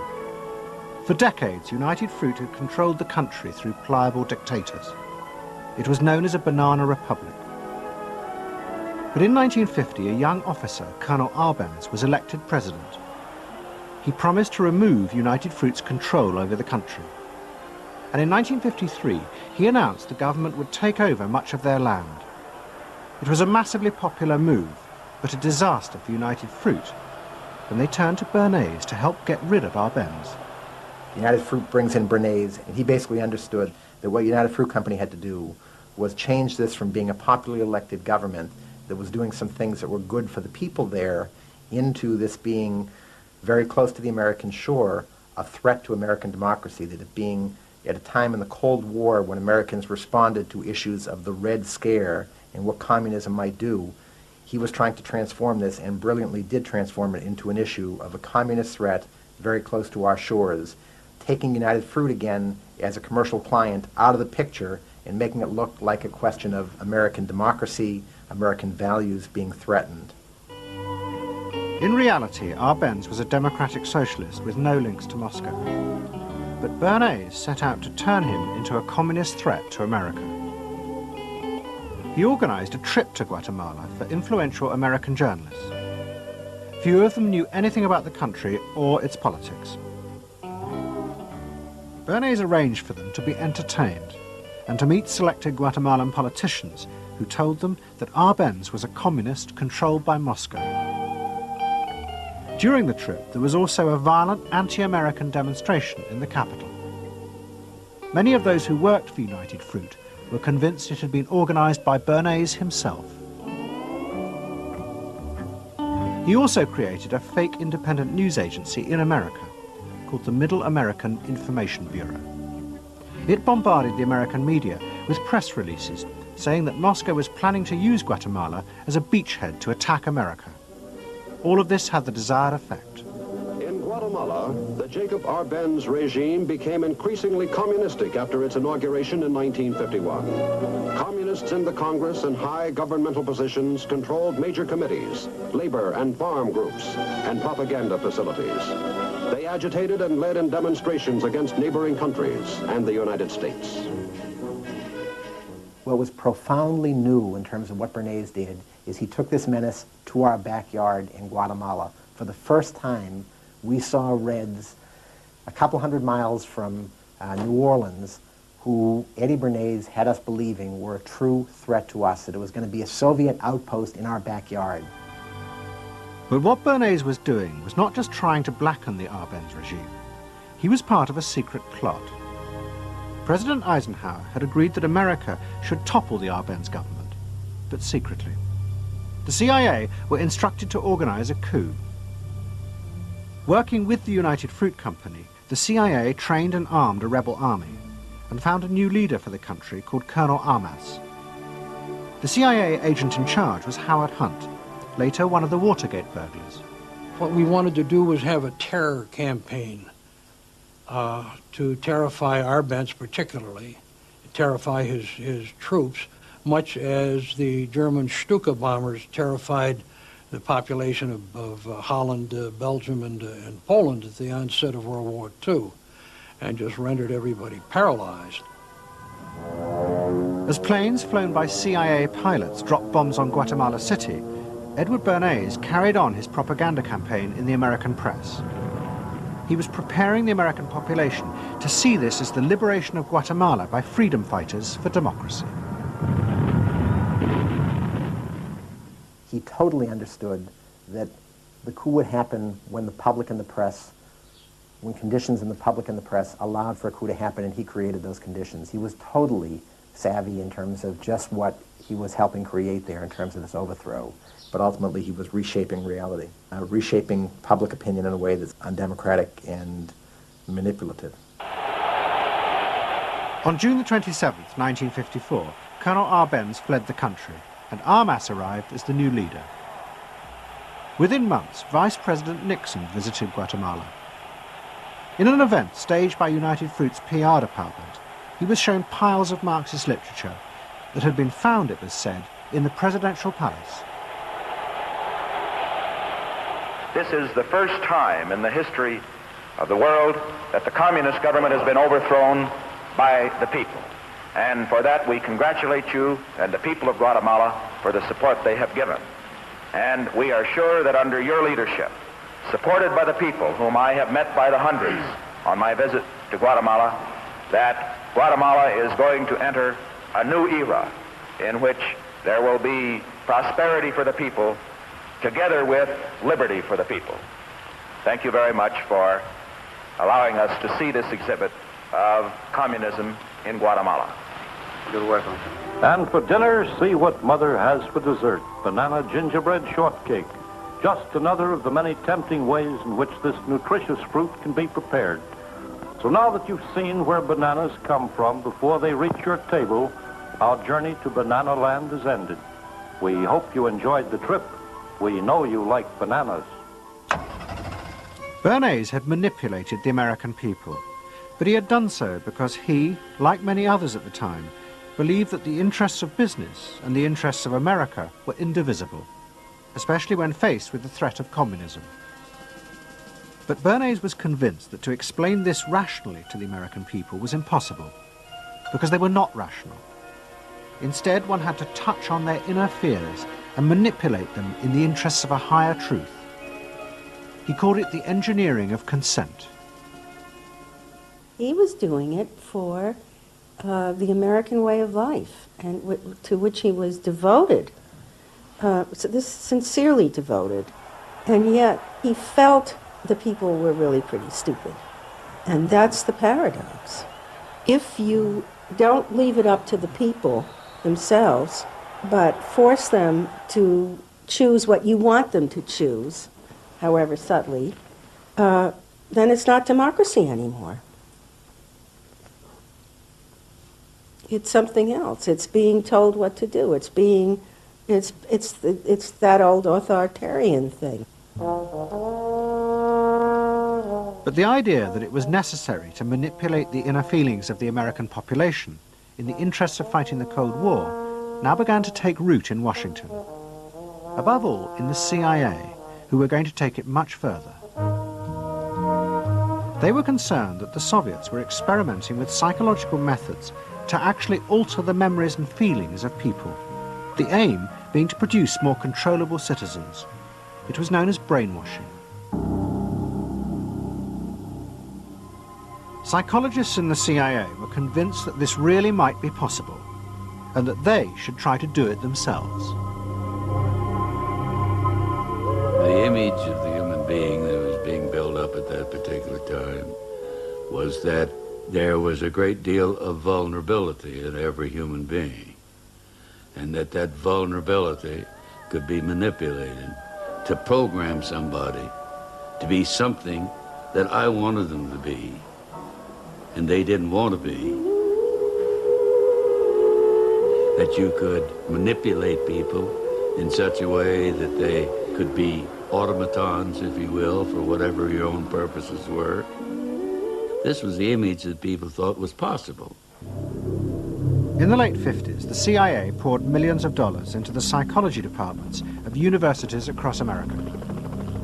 They were secretly funding experiments on how to alter and control the inner drives of human beings. The most notorious of these experiments was run by the head of the American Psychiatric Association, Dr. Ewan Cameron. Like many psychiatrists at that time, Cameron was convinced that inside human beings were dangerous forces which threatened society. But he believed that it was possible not just to control these forces, but actually remove them. He thought that psychiatry should not just concentrate on sick people, mentally ill, but should actually go into government, that politicians should listen to psychiatrists. Psychiatrists should be in every parliament and should direct and monitor political activities, because they knew in a rational, scientific way what was good for people. Cameron had set up a clinic in a hospital in Montreal called the Allen Memorial. It is now long since closed down. Cameron took patients who suffered a wide range of mental problems. His theory was that these resulted from forgotten or repressed memories. But he was impatient with the idea of using psychotherapy to uncover them. Instead, he would simply wipe them. Cameron used drugs, including LSD, and the technique of ECT, electroconvulsive therapy. It was conventionally used at that time to relieve depression. But Cameron was going to use it in a new way, to produce new people. He was really using it to try and change the fundamental function of the individual, to alter their past memories, their past ways of behaving.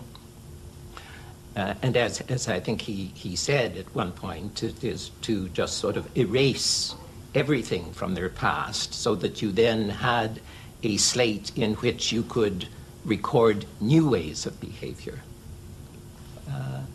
And so he used massive doses of shock, people receiving several shocks a day, and over a course of time, hundreds of ECT treatments, so that they were just reduced to a sort of a very primitive vegetable state. I don't remember what happened to me. I was introduced to Dr. Cameron, and I don't remember Dr. Cameron at all.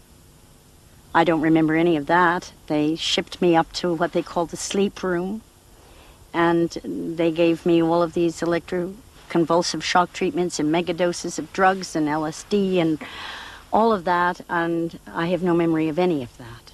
Nothing of that time of the Allen Memorial or any of my life previous to that, all gone, wiped. And then having depatterned somebody or brought them down to where basically nothing but the essential functions of the body were going on in terms of breathing and things of this nature, then he would begin to feed material into these individuals, positive material, such that the brain would be programmed in a positive way, so that the individual would be completely altered. Then he put these tapes under our pillows called psychic driving. He would then put back into this empty brain a program of whatever sort he decided upon, and the people like myself would wake up another person, I guess. In fact, Cameron's experiments were a complete disaster. All he managed to produce were dozens of individuals with memory loss and the ability to repeat the phrase, "I am at ease with myself." And it was not an isolated case. Almost all the experiments the CIA funded were equally unsuccessful. Despite their ambitions, American psychologists were beginning to find out how difficult it was to understand and control the inner workings of the human mind. We had been really chasing a phantom, if you will, an illusion, that the human mind was more capable of manipulation from the outside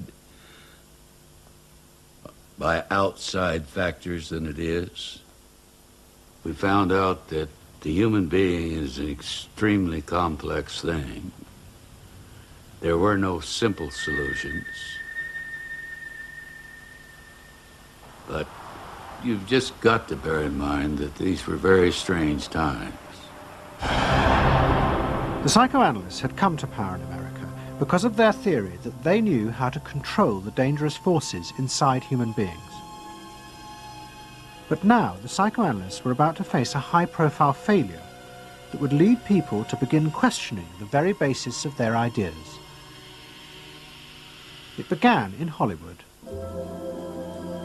The film industry had become fascinated by psychoanalysis, and Anna Freud was a powerful influence on dozens of analysts in Los Angeles. They treated film stars, directors, and studio bosses. Anna Freud's closest friend was the most sought after of all, Ralph Greenson. And in 1960, the most famous star in the world turned to Greenson for help. Marilyn Monroe was suffering from despair and had become addicted to alcohol and drugs. Well, when I walked in to dinner, here was Marilyn Monroe. And I'd made a picture with her called All About Eve. This is dinner at Ralph Greenson's. Yes. And the only thing was that Ralph was trying to show her, Romy, I never called him Ralph in my life. Romy was trying to show her that the way a family life ought really to be. So we were walking the dog after us. I said, "What the hell are you doing here?" I said, "You never asked me to dinner." And he said, "You weren't that sick." And I said, "Oh, no." He said, "The point is just this child has no frame of reference. In other words, she doesn't know what the goal is." What Greenson did was follow Anna Freud's theory. If Marilyn Monroe could be taught to conform to what society considered a normal pattern of life, that would help her ego control her inner destructive urges. But Greenson pushed it to an extreme. He persuaded Monroe to move into a house nearby that was decorated like his own. He then took her into his own family life, and he, his wife, and his daughter played at being Monroe's own family. Greenson himself would become the model of conformity. And so this someone whom she regarded as important and whom she idealized, if he turned out to be a very gratifying father figure, her ego would benefit from that. That was the theory. His wife and children, everyone was involved, yeah. They were strengthening the person. They were strengthening the mind. They were strengthening the agent that controls inner life against adversity, against insufficiency, against too much frustration. So that Marilyn Monroe would no longer be a helpless person looking for love. She'd have enough love. But despite all his efforts, Greenson was unable to help Marilyn Monroe. On August the 5th, 1962, she committed suicide in her house. The suicide shocked many in the analytic community, including Anna Freud. And high-profile figures in American life, who had previously been enthusiasts for psychoanalysis, now began to question why psychoanalysis had become so powerful in America.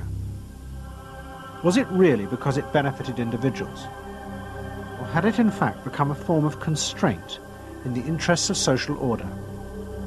The critics included Monroe's ex-husband, Arthur Miller. My argument with so much psychoanalysis is the preconception that suffering is a mistake, or a sign of weakness, or a sign even of illness, when in fact, possibly the greatest truths we know have come out of people's suffering.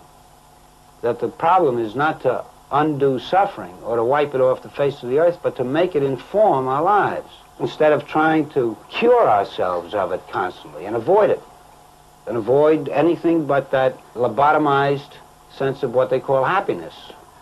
There's too much of an attempt, it seems to me, to think in terms of controlling man rather than freeing him, of defining him rather than letting him go. Mm-hmm. And it's part of the whole ideology of this age, which is power mad. Hey, have you heard about the crazy new way to send a message today? It flashed on a screen too quick to see, but still you get it subliminally. At the same time, an onslaught was launched on the way psychoanalysis was being used by business to control people. The first blow came with the bestseller, The Hidden Persuaders, written by Vance Packard. It accused psychoanalysts of reducing the American people to emotional puppets whose only function was to keep the mass production lines running. They did this by manipulating people's unconscious desires to create longings for ever new brands and models. They had turned the population into unwitting participants in the system of planned obsolescence. The second blow came from an influential philosopher and social critic, Herbert Marcuse. He had been trained in psychoanalysis. This is a childish application of psychoanalysis, which does not take at all into consideration the very real political systematic waste of resources, of technology and of the productive process. For example, planned obsolescence. For example, the production of innumerable brands and gadgets who are, in the last analysis, all the same. The production of innumerable different marks of automobiles. And this prosperity at the same time, consciously or unconsciously, leads to a kind of schizophrenic existence. I believe that in this society an incredible quantum of aggressiveness and destructiveness is accumulated precisely because of the empty prosperity, which then simply erupts.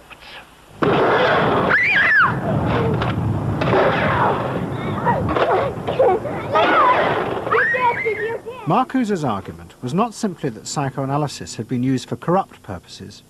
It was more fundamental.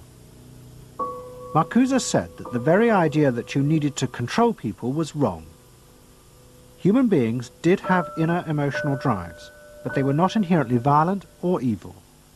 It was society that made these drives dangerous by repressing and distorting them. Anna Freud and her followers had increased that repression by trying to make people conform to society. In so doing, they made people more dangerous, not less. Marcuse challenged that social world, and he said that's a world that should not be adapted to. And in fact, what the individual was adapting to was corrupt and evil and corrupting. In other words, he switched the source of evil from inward conflict to the society itself.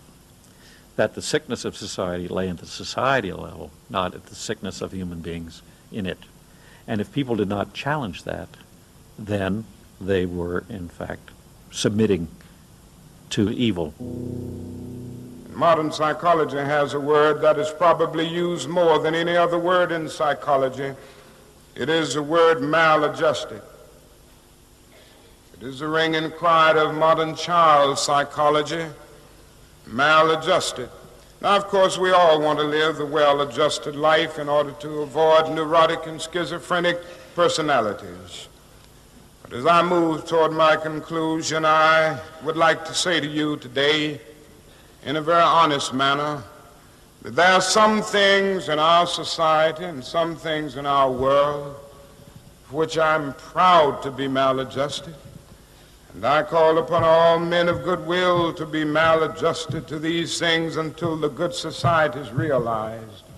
I must honestly say to you that I never intend to adjust myself through racial segregation and discrimination.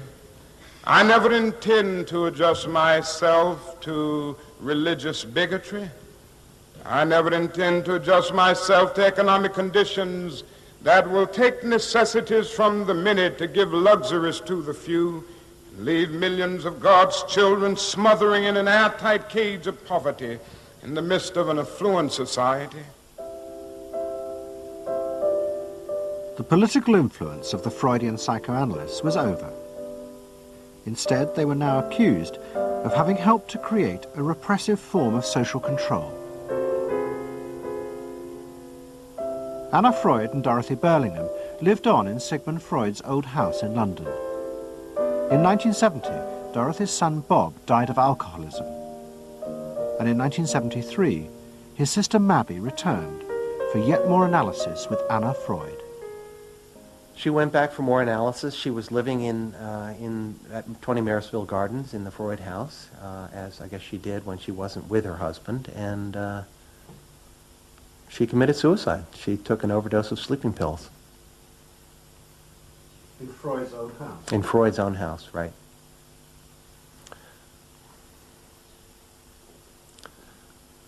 So, I mean, the obvious, there are a lot of implications that one can draw from that, and I just think she happened to reach the end of the rope there. Although it would seem to be a very pointed act. Obviously, suicide is a very politicized act, and to do it in Sigmund Freud's own house is certainly different from doing it in Riverdale back in New York.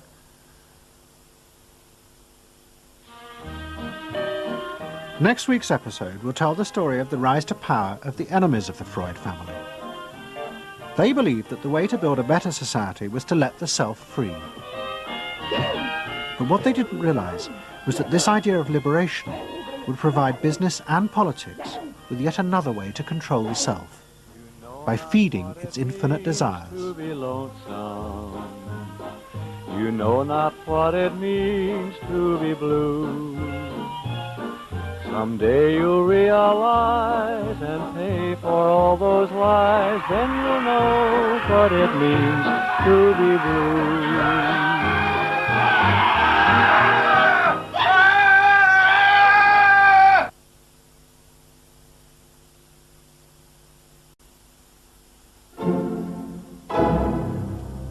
Don't settle for anything less than you can be. Make your life a masterpiece. This is a series about how Sigmund Freud's ideas about the unconscious mind have been used by those in power to control the masses in an age of democracy. Last week's episode showed how Freud's ideas spread throughout America in the 1950s. They were promoted by his daughter Anna and by Freud's nephew, Edward Bernays, who invented public relations. He brought Freud's theories into the heart of advertising and marketing. A man like you, I mean, with a car like this. What they both believed was that underneath all human beings was a hidden, irrational self, which needed to be controlled, both for the good of individuals and the stability of society. But the Freuds were about to be toppled from power by opponents who said they were wrong about human nature. The inner self did not need to be repressed and controlled. It should be encouraged to express itself.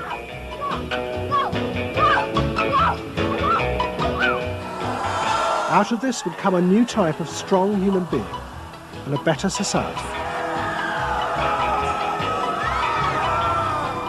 But what in fact emerged from this revolution was the very opposite. An isolated, vulnerable, and above all greedy self, far more open to manipulation by both business and politics than anything that had gone before. Those in power would now control the self, not by repressing it, but by feeding its infinite desires.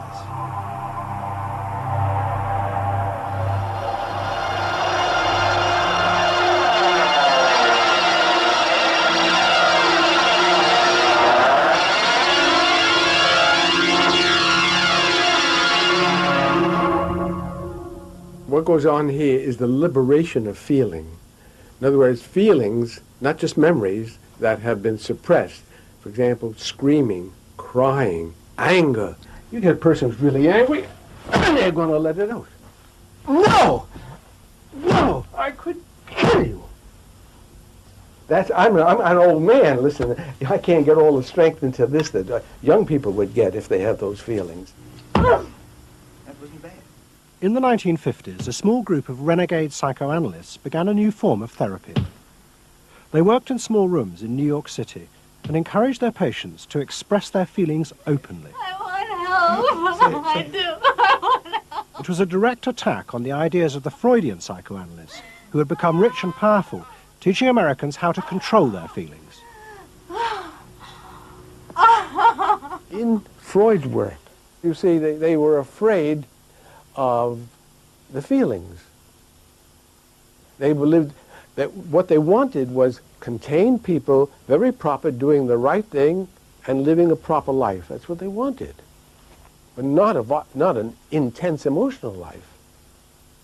Freud wasn't emotional himself. I mean, he's an intellect, Freud. I was an intellect too, I know, but I'm also more than that now. The leader of this group was a man hated by Freud and his family. He was called Wilhelm Reich. Reich lived an isolated life in a house he had built for himself in remote mountains near the Canadian border. Reich originally had been a devoted disciple of Freud's in Vienna in the 1920s. But he had challenged Freud over the fundamental basis of psychoanalysis. Freud argued that at heart, human beings were still driven by primitive animal instincts. The job of society was to repress and control these dangerous forces. Reich believed the complete opposite. The unconscious forces inside the human mind, he said, were good. It was their repression by society that distorted them. That was what made people dangerous. Reich and Freud had two fundamentally differing views about what was essential human nature. At its core, Freud saw an uncontrolled, violent, warlike, raging inferno of emotions.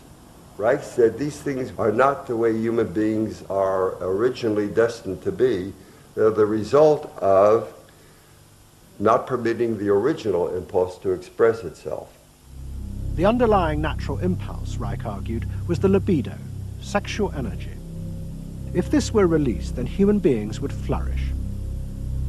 But this idea brought him into direct conflict not only with Sigmund Freud, but Freud's daughter Anna, who believed that the sexual forces in humans were dangerous if not controlled. My father thought that you should liberate the libido and have freedom.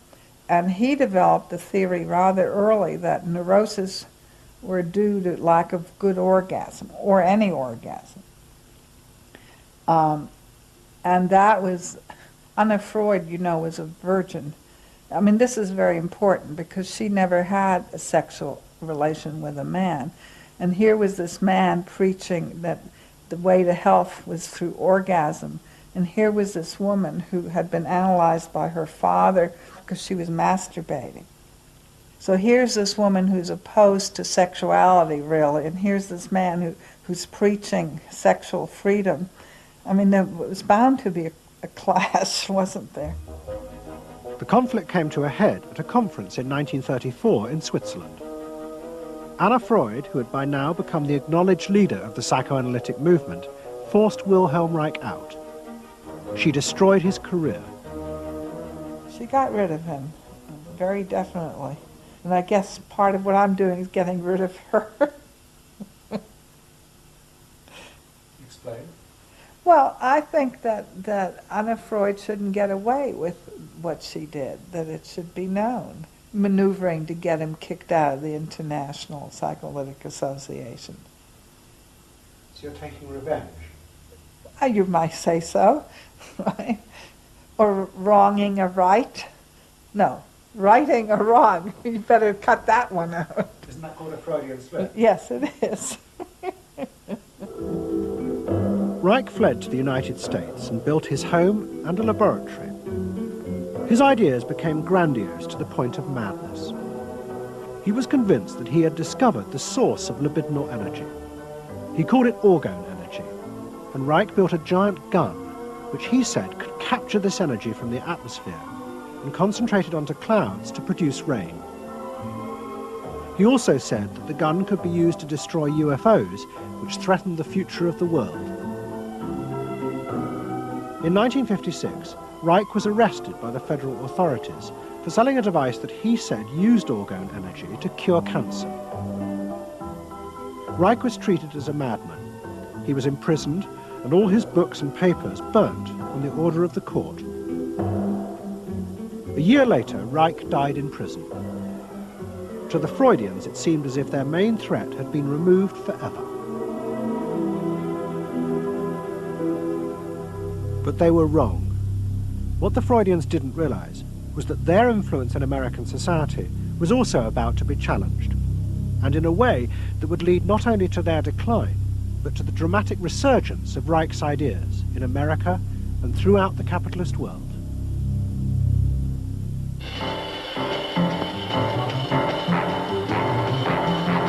The consumer is king. His whim makes or unmakes manufacturers, wholesalers, and retailers.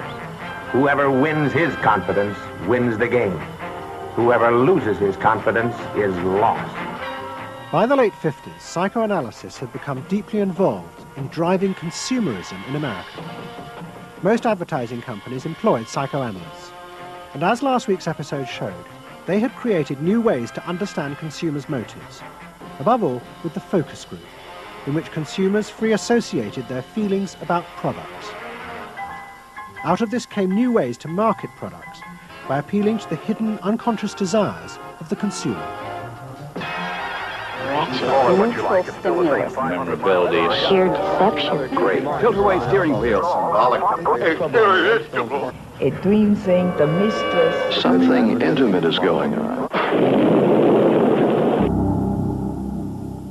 But in the early 60s, a new generation emerged who attacked this.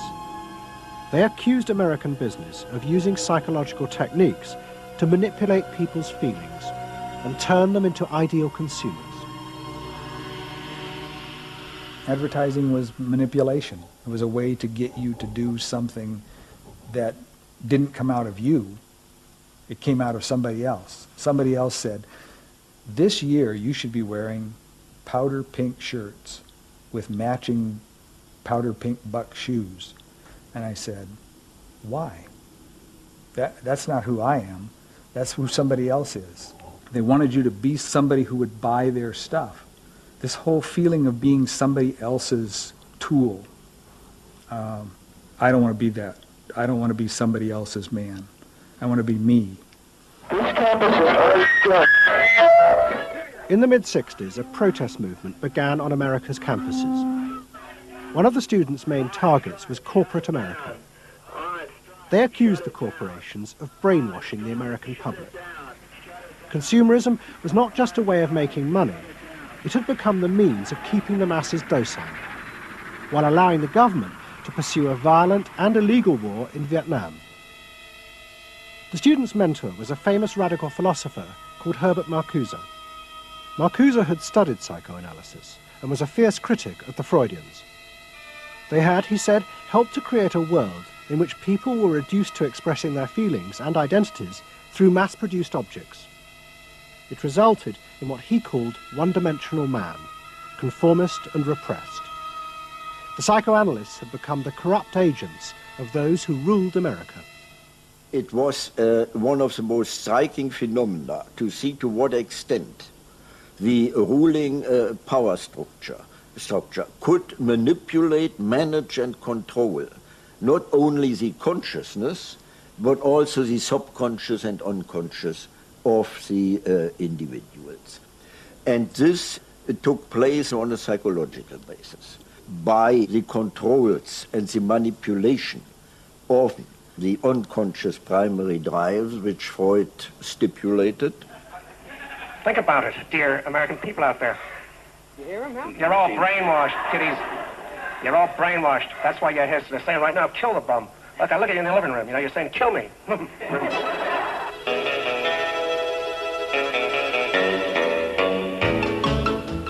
Following the logic of Marcuse's argument, the new student left set out to attack this system of social control.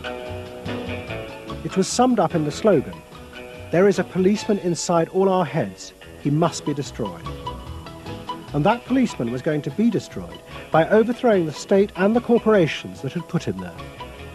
One group, the Weathermen, began a series of bomb attacks on companies that they said both controlled people's minds through consumer products and made the weapons being used in Vietnam.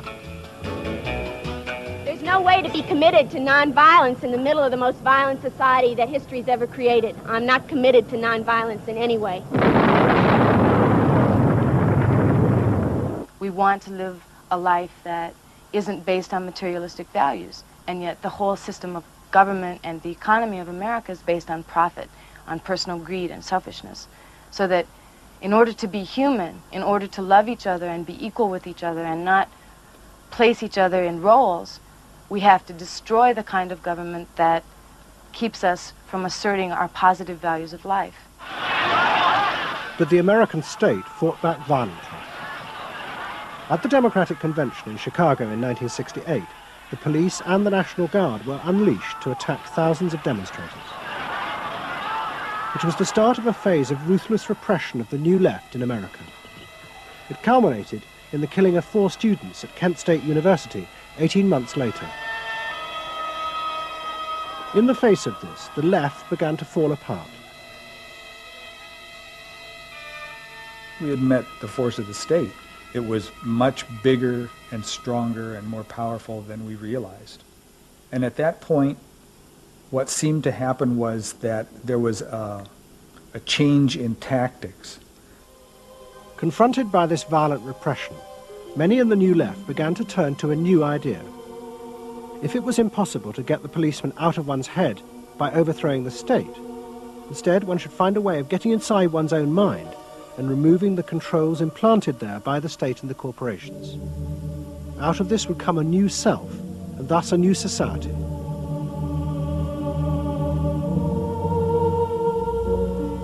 People who had been politically active were persuaded that if they could change themselves and be healthy individuals, and if a movement grew up just aimed at people changing themselves, then at some point all that positive change going on, well, you could say quantity would become quality, and there would be a sort of a spontaneous transformation of society. But political activism was not required. It's about making a new you, that if enough people changed the way they were, that the society would change. So the personal became political? Yes, the personal became political. Without changing the personal, you didn't stand a chance of changing the political. Coming up against the state power of the United States was not an option. I mean, they outgunned us. And to produce the new self, they turned to the ideas and techniques of Wilhelm Reich. Since his death, a small group of psychotherapists had been developing techniques based on Reich's ideas. Their aim was to invent ways that would allow individuals to free themselves from the controls implanted in their minds by society. Their center was a tiny old motel on the remote coast of California. It was called the Esalen Institute. The dominant figure at Esalen was a psychoanalyst called Fritz Perls. Perls had been trained by Reich and had developed a form of group encounter in which he pushed individuals to publicly express the feelings inside them that society had said were dangerous and should be repressed. It's a basic fear of that thing inside me, like a little demon in there. It doesn't come out very often. It's really hard to get it out. Now put the thing inside you on that chair and talk to it. Perls used to call this getting on the hot seat in front of a group. If this were the hot seat and you were Perls, and you would guide me into this process of self-enactment, self-revelation, of staying present to all the parts of yourself and noticing it, and then taking ownership of this. As the demon? Yeah. Yes, I can come out I can come right out of him, and I can push him aside. So that You, say you. I can push you aside. Yeah. Be the demon with each one of us. I can make you all cry. I can make you all feel terrible. Maybe even forever. I can make this mouth here, do things and say things. I can almost destroy anyone, each one of you, if I get out. There isn't one of you that I would spare. Not even you. Yeah. How do you feel now? I feel better. I feel very honest. Yeah. And you notice the increase of power. In other words, taking ownership of who you are and how you act and how you feel. Your whole being in the world. In other words, giving you autonomy, owning your freedom. I'm frightening. When I have my power, I am frightening. Say, I frighten you with my power. I frighten you with my power. Now, where do you feel the power? In your hands? In your muscles? Where else?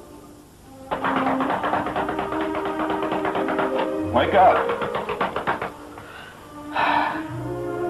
I want you do for me, God damn you! Okay. Stop it. You. It was not phony movement. That's what I wanted to do, and I did it. What Pearls and others working at Esalen believed was that they were creating ways that allowed individuals to express their true inner selves. I want them to applaud for me. Out of this, they believed, would come new autonomous beings free of social conditioning.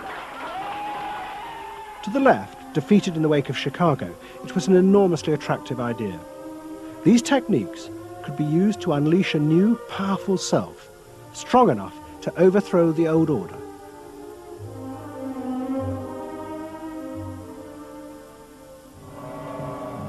In the late 60s and early 70s, thousands flocked to Esalen. Only a few years before, it had been an obscure fringe institute. Now it became the center of a national movement for personal transformation, the human potential movement. So it became magnetic. People wanted to join this stream of exploration. Within 7 or 8 years, there were about 200 of these centers in America, looking mainly to Esalen for the leadership. I feel so liberated. Really? It's fantastic. And it took on a big political agenda. You could not separate personal transformation from social transformation. The two go together. As the movement grew, the leaders of Esalen decided to try and use their techniques to solve social problems. They began with racism. They organized an encounter group for white and black radicals. Both groups would be encouraged to express their inner racist feelings which had been instilled in them by society. By doing this, they would transcend those feelings and encounter each other as individuals. I started a series of encounters called Racial Confrontation as Transcendental Experience.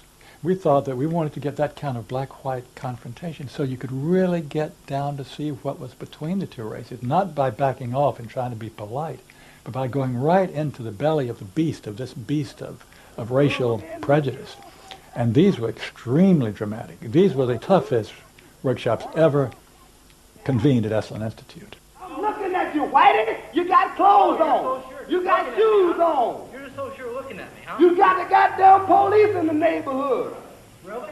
They're not my police. You got a governor. You got a mayor. Oh, really? You got the president. You got ambassadors. You can vote, too. You got debts in Vietnam. That's the benefits of slave labor. You got buildings, skyscrapers that you dominate and control economically and politically. And tell me that it's not yours. It's yours, too. Then the blacks all got together and attacked the whites. And they just let us have it. What they call it was peeping somebody.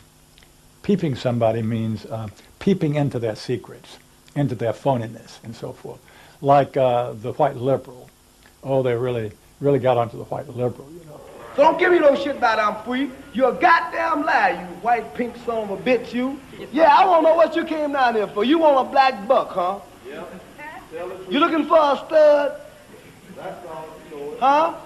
Well, what did you come here for? You're sitting there with your legs all gap wide open, showing your drawers. Now, what did you come here for? The black-white encounter groups were a disaster. The black radicals saw it as an insidious attempt to destroy their power.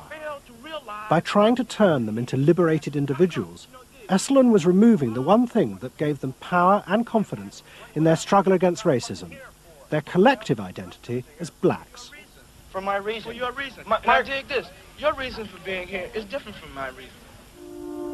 So the human potential movement turned to another social group who they believed would benefit from personal transformation. Nuns. And this time they were more successful. The Convent of the Immaculate Heart in Los Angeles was one of the largest seminaries in America. A group of radical psychotherapists approached the convent. They wanted to try out their techniques for personal liberation on individuals whose identities were defined by a series of external rules which they had deeply internalized. The convent, anxious to appear modern, agreed to the experiment. And we did weekend encounter workshops for several hundred Immaculate Heart nuns. Nuns who were reserved, and they tended to be more reserved than other normal people, were told, don't be so reserved, let it all out. You're a good person. You can afford to be who you really are. You don't need to play the role of a nun. You don't need to keep downcast eyes. And prudence is an oversold virtue. You're trying to assert yourself, trying to find out who you are, who you're becoming. At the same time, you're trying to live a life of dedication, of service, and you're trying to make all these things fit into who you are, and you're just, you know, it's such a turmoil at times that you just blow a gasket and do silly, crazy things, you know. Running around the orchard and stealing oranges and taking Cokes out of the refrigerator and crazy things. I felt like I was being a hypocrite, and I wanted people to respect me for what I was, not for what I was wearing. And so I'm glad for the change. You feel frightened, but you'll go on. Oh, yeah, I'm scared to death, but it's worth it. The experiment began to transform the convent. The nuns voted to discard their habits in favor of ordinary clothes. But the psychotherapists found they had awoken other forces. Solid. One of the things we unleashed was sexual energy. The kind of thing that the church had been very good at restraining was no longer to be restrained. One sister who was a member of the community, she got the idea that she could be freer than she had been before, and she seduced one of her classmates and then seduced the mistress of novices, who was an older woman, very reserved, and her program of freeing this older woman was sexual. She drove her to the store, and when they drove back and drove into the garage, she leaned over and gave her a big kiss on the lips. And thereafter, sister, who had perhaps never been kissed before, was ready for more. The effect of the experiment on the convent was cataclysmic. Within a year, 300 nuns, more than half the convent, petitioned the Vatican to be released from their vows. And 6 months later, the convent closed its doors. All that was left was a small group of nuns, but they had become radical lesbian nuns. The rest gave up the religious life. They gave up being nuns. They did, yeah, they became persons. By the late 60s, the idea of self-exploration was spreading rapidly in America. Encounter groups became the center of what was seen as a radical alternative culture based on the development of the self, free of a corrupt capitalist culture. We just want the freedom to be ourselves, and that's for love, for experience, positive way of life. We don't say that you're wrong. We just want to be free to be what we want to be, or what we find ourselves to be, as we continue to search ourselves. And it was beginning to have a serious effect on corporate America, because these new selves were not behaving as predictable consumers. The life insurance industry in particular was concerned that fewer and fewer college students were buying life insurance when they left university. They asked Daniel Yankelovich, America's leading market researcher, to investigate. He had studied psychoanalysis. The life insurance business, more than any other business at the time, was built on the Protestant ethic.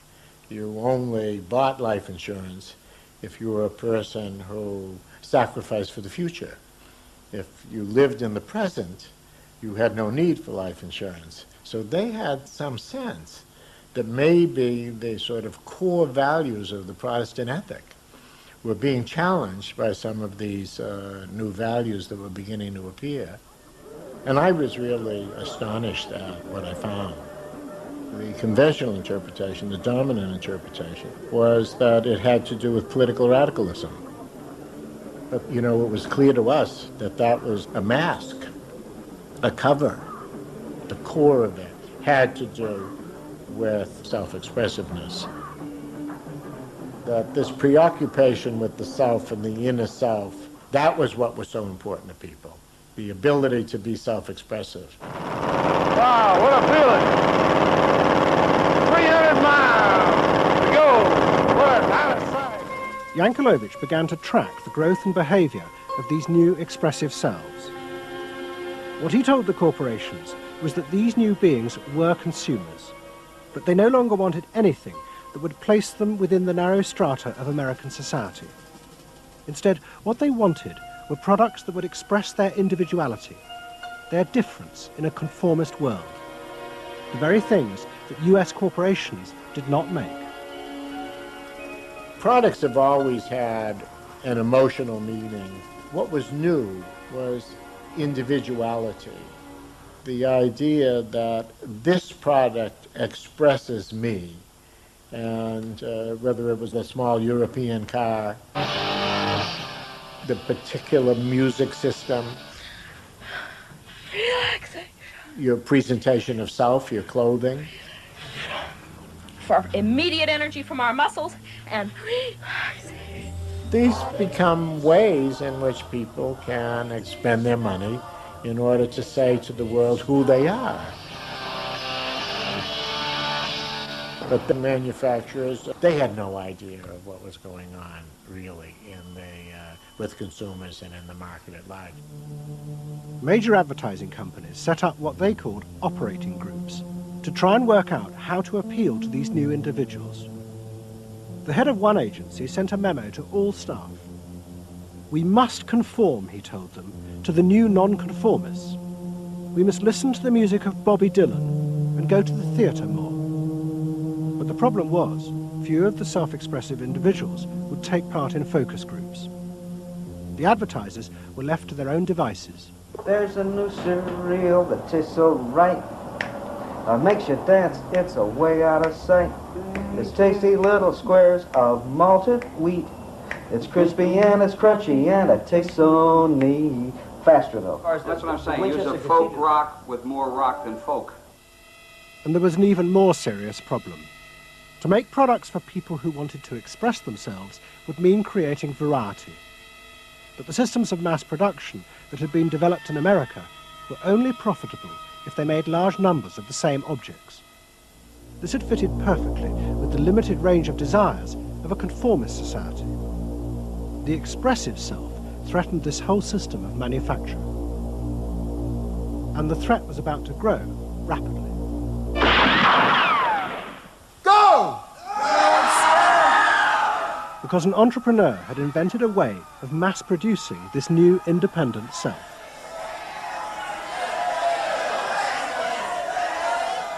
He was called Werner Erhard. Some of the stuff that we traditionally think of as being in your mind is actually in the world, because you're moving to that too. Erhard had invented a system called EST, Erhard Seminar Training. Hundreds of people came for weekend sessions to be taught how to be themselves. And EST was soon copied by other groups, like Exegesis in Britain. Many of Erhard's techniques came from the human potential movement, but he criticized the movement for not having gone far enough. Their idea that there was a central core inside all human beings was, he said, just another limitation on human freedom. In reality, there was no fixed self, which meant that you could be anything that you wanted to be. the thesis of the human potential movement was that there was something really good down in there. And if you took these layers off, what you were going to wind up with was a kernel, a something that was innately self-expressive, that was the true self, that was going to be a wonderful thing. In actuality, you found people who'd gone to the last layer and took off the last layer and found that what was left was nothing. All right, push! Move! Do it! The S sessions were intense and often brutal. The participants signed contracts agreeing not to leave and to allow the trainers to do anything they thought necessary to break down their socially constructed identities. You're gonna get sandwiched in there. Push! Go for a win! If I push harder than you do, I'm gonna squash you. So you better push fast. Now, hard, do it! That's it, do it, again! Push, good, good, good! Again! Yes! The real point to the S training was to go down through layer after layer after layer after layer until you got to the last layer and peeled it off, where the recognition was that it's really all meaningless and empty.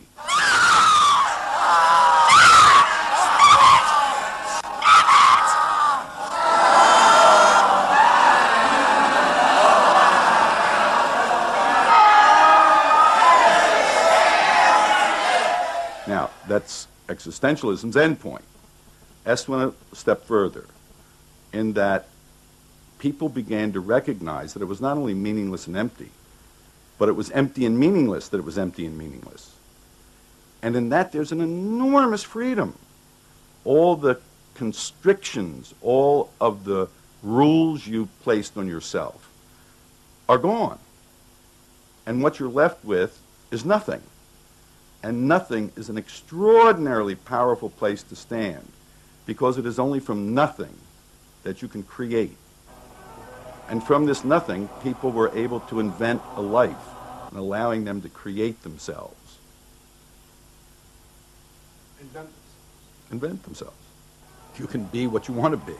I want you to start to make that sound, and on that sound, create and people the world the way you want to create it. What Earhart did was to say that only the individual matters, that there is no societal concern, that you living a fulfilled life is all you need be concerned about. Est people came out of those trainings feeling that it wasn't selfish to think about yourself, it was your highest duty. So kiss me and smile for me, tell me that you'll wait for me, hold me like you'll never let me go. The training is 2 weekends, and it was quite an incredible experience in my life. I'll forever be grateful for the experience. I got a great deal out of it. We really want to know who we are. There are things going on. We learn more and more about ourselves all the time, and to really find out what it is that makes us tick and how we are discovering ourselves. I'm leaving. Est became hugely successful. Singers, film stars, and hundreds of thousands of ordinary Americans underwent the training in the 1970s. But in the process, the political idea that had begun the movement for personal transformation began to disappear. The original vision had been that through discovering and expressing the self, a new culture would be born, one that would challenge the power of the state. We will not let them separate our culture from our politics. We are a people. We are all together. But what was now emerging was the idea that people could be happy simply within themselves, and that changing society was irrelevant. One of the proponents of this was Jerry Rubin. In 1968, Rubin, as leader of the Yippies, had led the march on Chicago, but now he had undergone S training. I was willing to die, and I had a martyr complex in a sense. I think we all did. And I've given up that ideal of sacrifice. And I'm not as I'm not as overwhelmingly moved by injustice as I was. And now we reincarnated ourselves from within.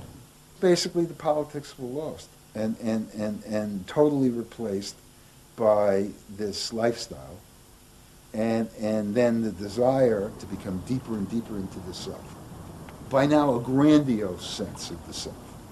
And my a good friend and one of the original Yippie founders, Jerry Rubin, definitely moved in that direction. And I think he was beginning to buy into the notion that he could be happy and fully self-developed on his own. Socialism in one person. Yes. Was he alone in that trajectory? Although that, of course, is capitalism. That's the whole joke. I think it's funny. I think it's funny because people spend so much of their life being bedeviled by their past and being locked into their past and being limited by their past. And there's an enormous freedom from that, letting people create themselves. Est was only the most vivid and intense expression of an idea that was spreading rapidly through all strata of American society. Books and television programs promoted the idea that one's first duty was to be oneself. And those monitoring this shift were astonished at the speed with which the idea was spreading. In 1970, it was a small percentage of the total population, maybe 3 to 5%. By 1980, it had spread to the vast majority of the public, up to 80%. You asked the question, how do you get self-actualized? You take this day and you say, when I shave every morning, I look in that mirror, I say to myself, I really say this, I say, nobody is going to ruin this day for you, Wayne Dyer, nobody. That this preoccupation with the self and the inner self traveled and spread throughout the society in the 1970s. It helped me to stop living in the past and start building from today and using my experiences in a positive way to be a better person today and tomorrow. But then the problem comes, well, how do you be self-expressive? And it was at this point that American capitalism decided it was going to step in and help these new individuals to express themselves, and in the process make a lot of money. The first thing they were going to do was to find a way of getting inside their heads, to discover what these new beings wanted in order to be themselves. This came not from Madison Avenue, but from one of the most powerful scientific research institutes in America. Stanford Research Institute in California worked for corporations and government.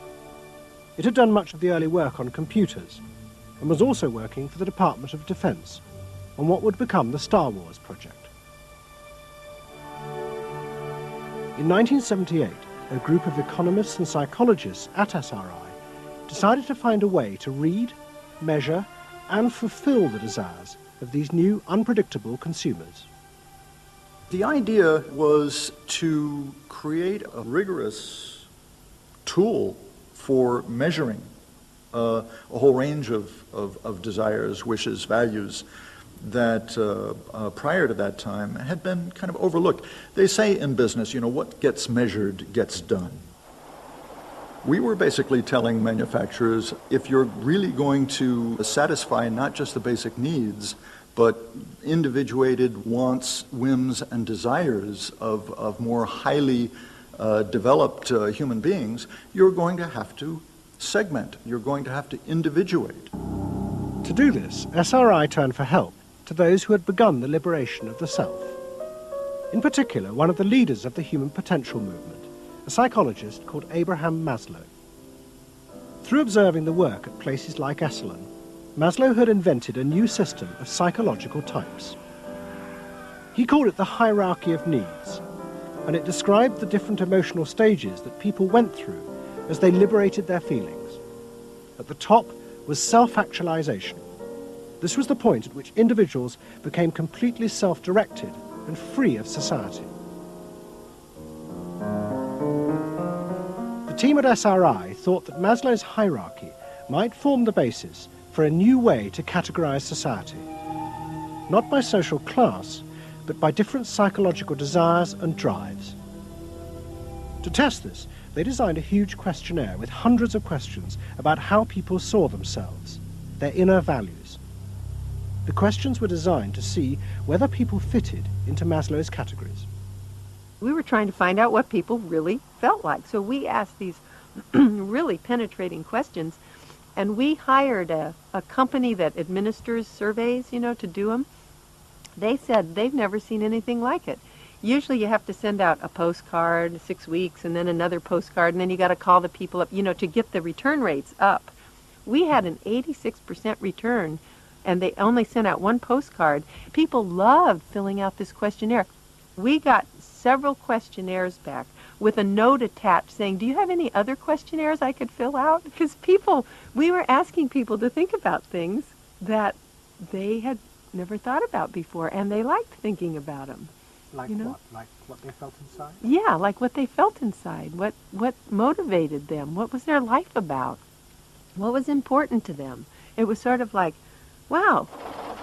The answers were then analysed by computer. It revealed that there were underlying patterns in the way people felt about themselves, which fitted Maslow's categories. And at the top of the hierarchy were a large and growing group which cut across all social classes. The SRI team called them the inner directives.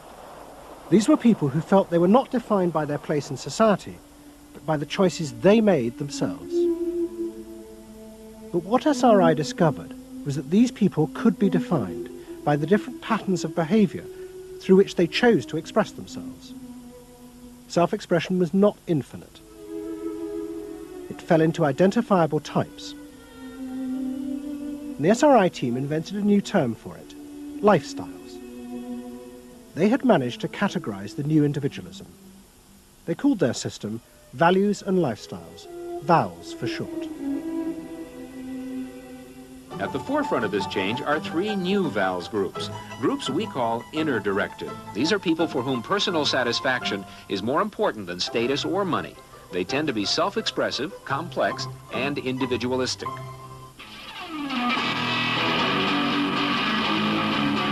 Rob is an I am me. I am me's are searching for new values, breaking away from traditions and inventing their own standards. Rob even invented his own name, Rob Noxious. Jody is an experiential. This is a group seeking inner growth through direct experience. Experientials aren't in one place much. This is the try-anything-once crowd, and all that activity takes goods and services. Their hobbies are hands-on, and their possessions are simple, but not always simply priced. I'm a bookseller. I sell books. I'm a businessman. That doesn't necessarily mean that I believe in capitalism. It just happens to be what I'm doing now. SRI created a simplified questionnaire with just 30 key questions. Anyone who answered them could be immediately fitted into a dozen or so of these new groups. It allowed businesses to identify which groups were buying their products, and from that, how the goods could be marketed, so they became powerful emblems of those groups' inner values and lifestyles. It was the beginning of lifestyle marketing. So it allowed people not just to look at people as demographics, group of age and income and whatever, but to really understand the underlying motivations. I mean, most of marketing was looking at people's actions and trying to figure out what to do. But what we were doing is we were trying to look more into people's underlying values so that we could predict what is their lifestyle, what kind of house do they live in, what kind of car do they drive. So the corporations were then able to sell things to them by understanding them, by having labels, by knowing what these people look like, where they live, what their lifestyles are. If a new product expressed a particular group's values, it would be bought by them. This is what made the values and lifestyle system so powerful, its ability to predict what new products self-actualizers would choose. And this power was about to be demonstrated dramatically. VALS would show it could predict not just the products they would buy, but the politicians they were going to choose to elect. Ladies and gentlemen, the next president of the United States of America, Ronald Reagan! In 1980, Ronald Reagan ran for president. He and his advisors were convinced they could win on a program of a new individualism. it would be an attack on 50 years of government interference in people's lives. I wrote a speech about let the people make the basic decisions, get judges out of the way, get bureaucrats out of the way, get centralized government out of the way. I gave Reagan a choice of several titles for the speech, and the one he picked was let the people rule. Let the people regain rule, regain control over their own destiny away from a remote elite in Washington. I would like to think that the kind of leadership that I would exercise in Washington is not the kind of leadership that I would pretend that I can solve all the problems I've been discussing here, but that together, you and I can. I would like to take the lead in taking government off the backs of the American people and turning you loose to do what I know you can do. It was radical. Moderate Republicans thought it was suicide. Jimmy Carter called it ridiculous. The press was extremely negative. But the odd thing is that it polled very well in New Hampshire, which was the first primary state, the state that we had to win. What was odd was that there seemed to be a strange mosaic of support for Reagan's policies. The traditional pollsters could see no coherent pattern across class, age, or gender. But those who had designed the values and lifestyle system believed that they knew why. They were testing their system in both America and Britain. And they were convinced that both Reagan's and Mrs. Thatcher's message about individual freedom would appeal to the group at the top of their hierarchy, the inner directeds, because it fitted with the way they saw themselves. They were really concerned about being individuals, being individualistic. And so in the early stages, when we were looking at the messages that both Thatcher and then Reagan were putting across, we said, they are using words that will really appeal to a lot of the younger people, and particularly to the people who are moving towards self-actualization. We call them the inner-directed people. A lot of our colleagues said, that's absolutely ridiculous, because inner-directeds are very socially aware, very socially concerned. They'll never vote Conservative, or they'll never vote for the Republicans. But we said, if Thatcher and Reagan continue to appeal to them in this way, they really will. And I vision leadership in taking government off your backs and turning you loose to do what you can do so well. Thank you very much. The idea that the new self-actualizing individuals would choose a politician from the right, not the left, seemed extraordinary. But to test their prediction, the Values and Lifestyles team did a survey of voting intentions, and they correlated it with their new psychological categories. When we said in our surveys, who are you going to vote for, sure enough, it was the inner-directeds who said that they would vote for Thatcher and for Reagan. And they made the difference in those elections because of their voting for Thatcher and Reagan. And it really surprised our colleagues, even within my own organization. It really showed the power of this approach, because it's very difficult to identify inner-directeds on the street. These people who voted for Thatcher and Reagan, these inner-directeds, came from any walk of life. It's really hardly correlated with social class at all. I mean, if you just go along and look at age, sex, social class, you would never pick them up. But if you really go along with a questionnaire that gets at their values, then you can identify them very easily. And that was new? And that was completely new, yeah. At the beginning of 1981, Ronald Reagan was inaugurated as president. But he took charge of a country that was facing economic disaster. The terrible inflation of the 1970s had destroyed much of America's traditional heavy industries, and millions were unemployed. But true to his campaign promises, Reagan told the country he would not step in to help, as all previous governments had since the war. These United States are confronted with an economic affliction of great proportions. We suffer from the longest and one of the worst sustained inflations in our national history. Idle industries have cast workers into unemployment, human misery, and personal indignity. In this present crisis, government is not the solution to our problem. Government is the problem. But America's ailing economy was about to be rescued, not by government, but by the new groups that the market researchers had identified, the self-actualizing individuals. They were about to become the motor for what would be called the new economy. You can be what you want to be. So regarding V8, what do you really want? A tasty product that's good for me. What do you want that for? One technique is that we ask people the same question over and over and over again, and we say, what do you want?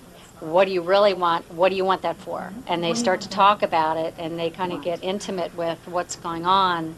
What we're doing with that technique is unpeeling the onion. If you want to think of a person kind of having layers and layers and layers of protection and thoughts and behaviors and beliefs, we want to get to that center core. In the wake of the invention of values and lifestyles, a vast industry of psychological market research grew up. And the old technique of the focus group, invented by the Freudian psychoanalysts in the 50s, was used in a new and powerful way. The original aim of the focus group had been to find ways to entice people to buy a limited range of mass-produced goods. But now focus groups were used in a different way to explore the inner feelings of lifestyle groups, and out of that invent whole new ranges of products, which would allow those groups to express what they felt was their individuality. And the generation who had once rebelled against the conformity imposed by consumerism now embraced it, because it helped them to be themselves. What capitalism managed to do that was brilliant was to actually create products that people like me would be interested in, that people like Jerry Rubin would be interested in. Capitalism developed a whole industry at developing products that evoked a larger sense of self, that seemed to agree with us that the self was infinite, that you could be anything you wanted to be, that took our philosophy and agreed with it, and then created products that supposedly helped you, aids, that helped you be this limitless self. The product sells you a way of life, a way of being. The product sells you values. You dress this way, you live in a house like this, you have furniture like this, you use this computer. Do you have the regular jeans? Or? Oh, Gloria Vanderbilt does a lot, in denim, in silks, and in cotton. You eat in these restaurants, there are values there, hipness, coolness. This is not, I repeat, not a marketing scheme. So the notion that you could buy an identity replaced the original movement notion that you were perfectly free to create an identity. And you were perfectly free to change the world and make the world anything you wanted it to be. Well, what I wear is a statement. And this vast range of new desires fitted perfectly with changes in industrial production. Computers now allowed manufacturers to economically produce short runs of consumer goods. The old restrictions of mass production disappeared, as did the worry that had bedeviled corporate America ever since mass production had been invented, that they would produce too many goods. With the new self, consumer desire seemed to have no limit. In the United States, the concern of companies was always that supply would outstrip demand, that we were producing too much, and that there was not a market for it. You don't hear that kind of talk anymore, because you've gone from a conception of a market of limited needs, and if you fill them, they're filled, to a market of unlimited, ever-changing needs dominated by self-expressiveness, that products and services can satisfy in an endless variety of ways, and ways that change all the time. And consequently, economies have unlimited horizons. Out of this explosion of desire came what seemed a never-ending consumer boom that regenerated the American economy. The original idea had been that the liberation of the self would create new kinds of people, free of social constraint. That radical change had happened, but while the new beings felt liberated, they had become increasingly dependent for their identity on business. The corporations had realized that it was in their interests to encourage people to feel that they were unique individuals and then offer them ways to express that individuality. A world in which people felt they were rebelling against conformity was not a threat to business, but its greatest opportunity.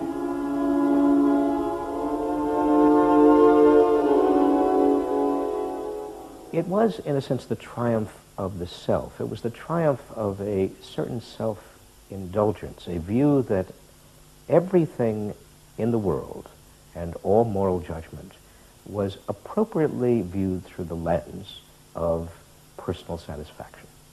Indeed, the ultimate ending point of that logic is that there is no society. There is only a bunch of individual people making individual choices to promote their own individual well-being.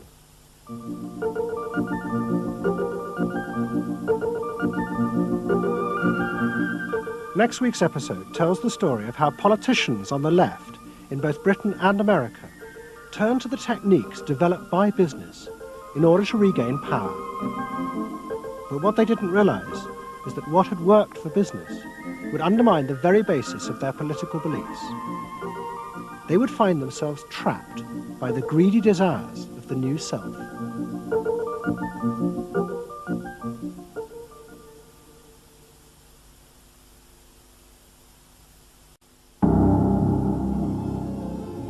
You're moving through a world in which everything is possible and nothing is beyond you. This is the story of the rise of an idea that has come to dominate our society. It is the belief that the satisfaction of individual feelings and desires is our highest priority. Today we're going to tell you how to get whatever you want. I wanted to live a different life that wasn't available to me in the image I was born. I am here, look at me, notice me. Previous episodes have shown how this rise of the self was fostered and promoted by business. They had used the ideas of Sigmund Freud to develop techniques to read the inner desires of individuals and then fulfill them with products. This final episode is about how that idea took over politics. It tells the story of how politicians on the left, in both America and Britain, turned to these techniques to regain power. They believed that they were creating a new and better form of democracy, one that truly responded to the inner feelings of individuals. But what the politicians didn't realize was that the aim of those who had originally created these techniques had not been to liberate the people, but to develop a new way of controlling them in an age of mass democracy.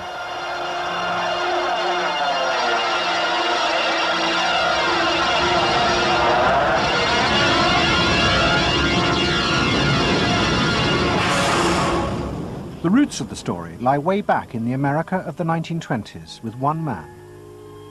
He was called Edward Bernays, the nephew of Sigmund Freud.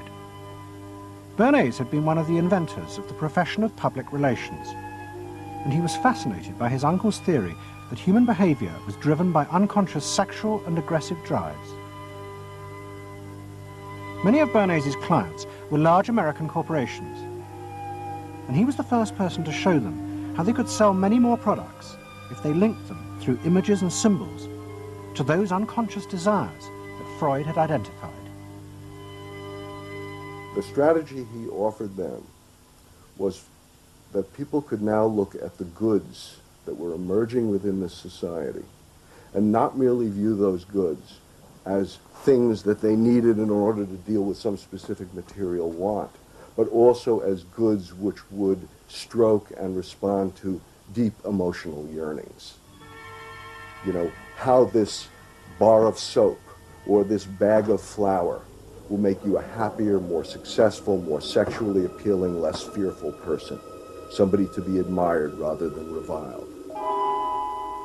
The powerful people in that world are those people who are capable of reading the public mind and giving the public what it wants in those terms. And Bernays was at the heart of it. Bernays was the guy who was the foremost articulator of the theories which were driving this new system. By the 1980s, Bernays' ideas had come of age.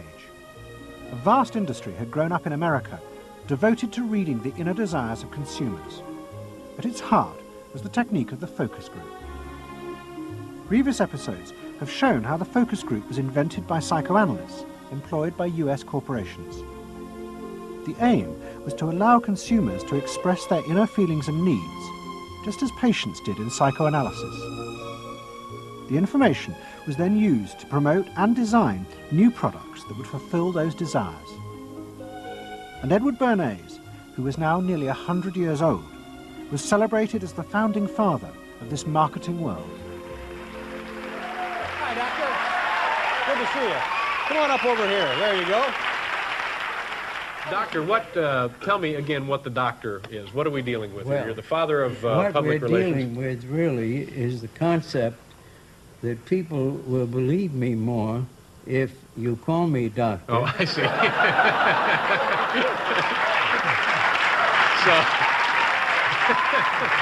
That's a good idea. And Bernays' ideas and techniques were also about to conquer Britain in the 1980s. Unlike America, the ruling elites in Britain had always distrusted the idea of pandering to the masses. It was epitomised by the patrician elite who ran the BBC. Even as late as the 60s, popular programmes were referred to as ground bait. Their real job was to lure the viewers into watching the more serious programmes the elite knew was good for them. And market research reflected this attitude. Individuals were observed and classified by market researchers according to their social class, from A through C2, D and E. Probably they might be C2s. Yes, I think by the way they're carrying their luggage, all yes, no taxi. No taxi, and all stuffed in the bags like that. I think the lady possibly sets her own hair, which is always an indication. Yes. The children are nicely dressed. Yes, they are.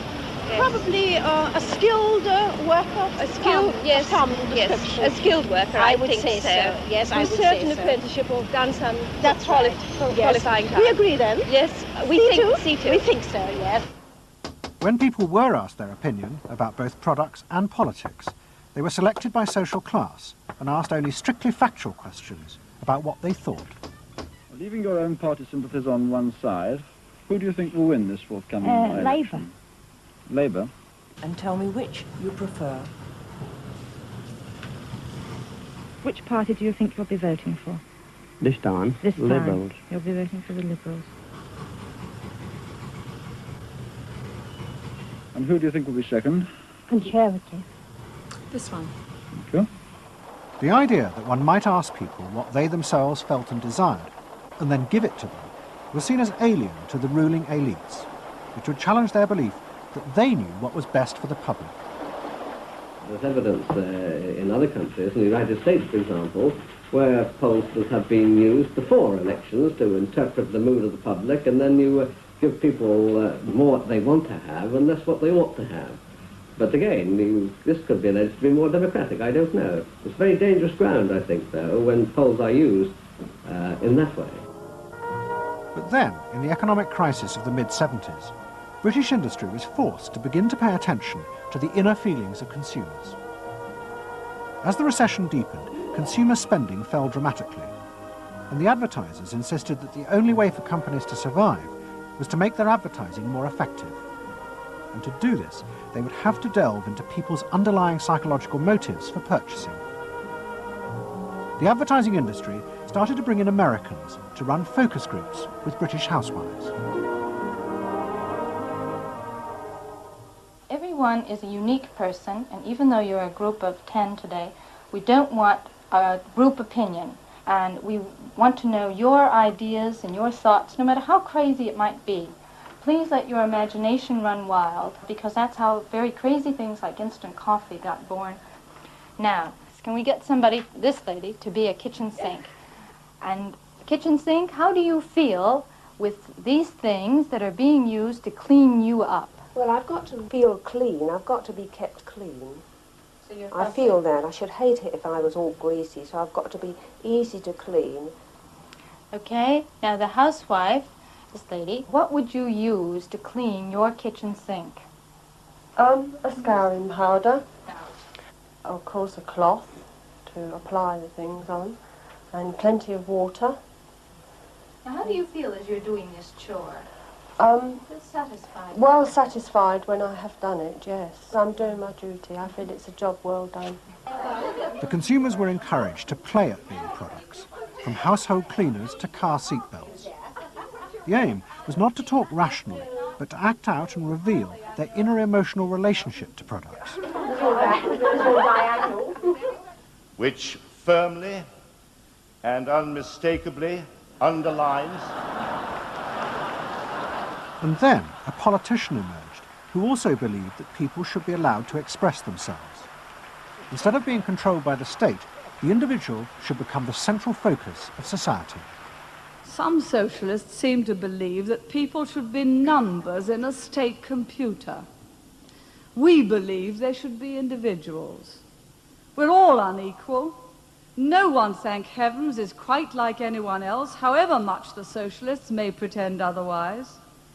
And we believe that everyone has the right to be unequal, but to us, every human being is equally important. A man's right to work as he will, to spend what he earns, to own property, to have the state as servant and not as master, they are the essence of a free economy. And on that freedom, all our other freedoms depend. Mrs. Thatcher's vision was of a society in which the wants and desires of millions of individuals would be satisfied through the free market. This, she believed, would be the engine to regenerate Britain. And with her ascent to power, the advertising and marketing industries flourished. Their task was to find out what the British people really wanted and then sell it to them. In this new climate, the focus group flourished. And those who ran them borrowed from the techniques of psychotherapy to delve ever deeper into people's feelings about products. We're trying to understand how people feel about brands, how they relate to brands. That is to say, what the brand's personality is as far as consumers are concerned. And there are a number of techniques which are very, very helpful for getting to that understanding. The consumer is given crayons to doodle, to express their feelings, to go inside their own head, pull out their feelings and somehow get them onto paper. And these are ordinary drinkers expressing their feelings about drinking Guinness. Here you see a rich, very female aspect of Guinness. So if you were describing a woman who somehow to you had that character, what sort of person is it? Paula Yates, who used to lay in bed, surrounded with magazines and chocolates like a 50s starlet. Out of this research, the marketeers began to detect a new individualism. In particular, among those who had voted Conservative for the first time in 1979. They no longer wanted to be seen as part of social classes, but to express themselves. And crucial to this were the products they chose to buy. We identified that there was this trend towards what might be called individualism, where people wanted to still be part of a crowd, but to express themselves as individuals within it, to have their own personalities, to be, I suppose, their own men. I didn't want to be the same as everybody else.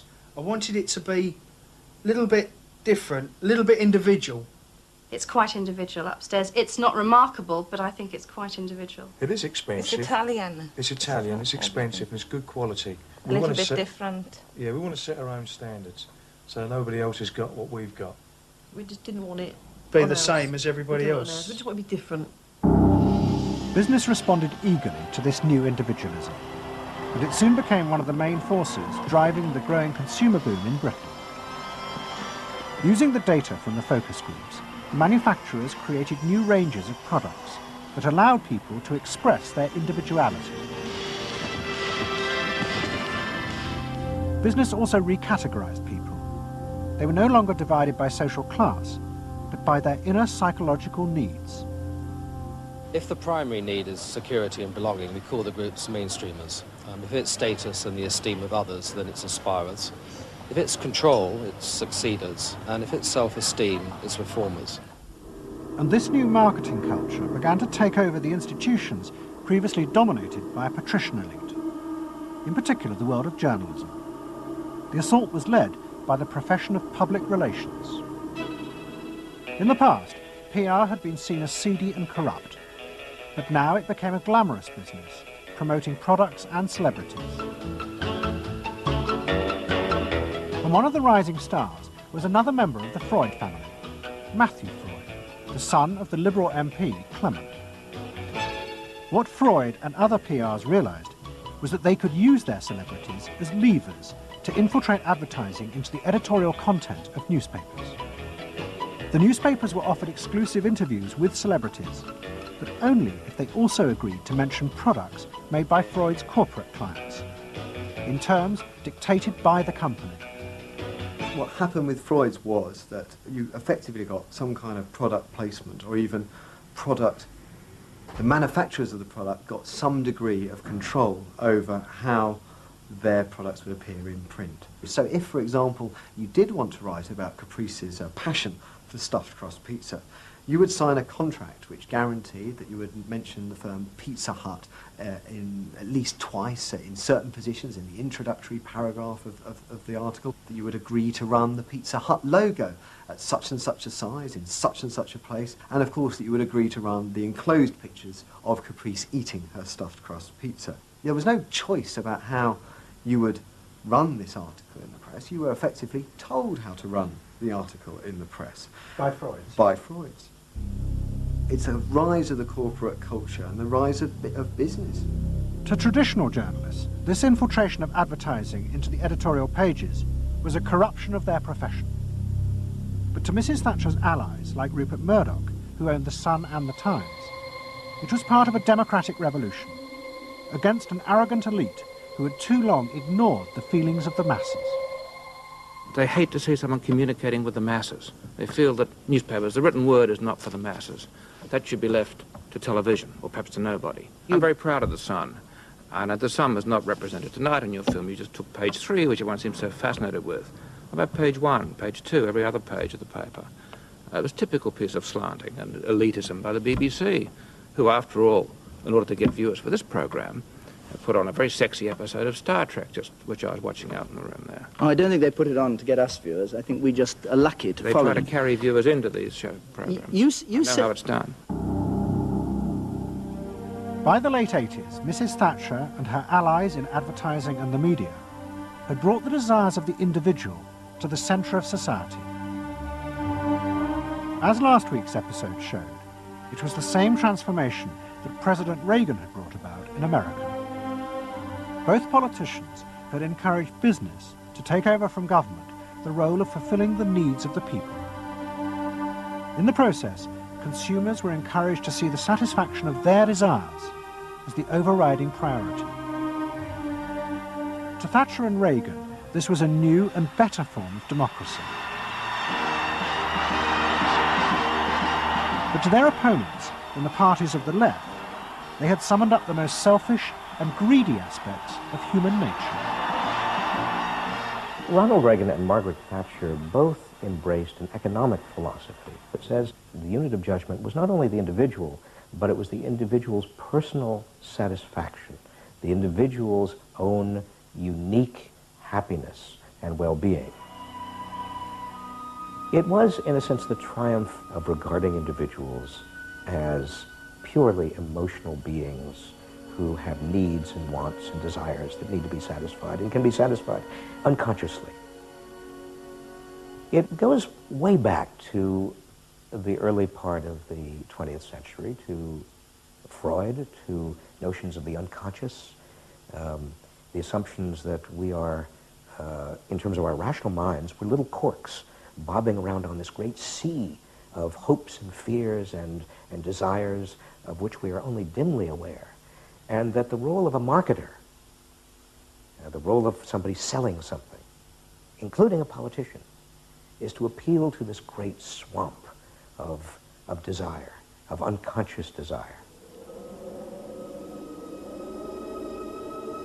The left believed the opposite, that the way to create a better society was not to treat people as emotional, isolated individuals, but to persuade them to realize that they had common interests with others, to help them rise above their individual feelings and fears.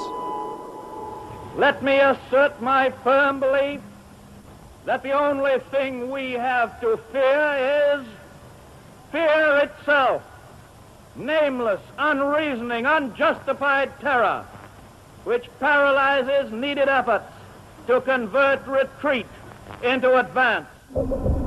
This idea had flourished in America in the Depression of the 1930s. President Roosevelt, faced with the chaos caused by the Wall Street crash, encouraged Americans to join together in trades unions, to set up consumer groups, and to pay for a welfare system for those trapped in poverty.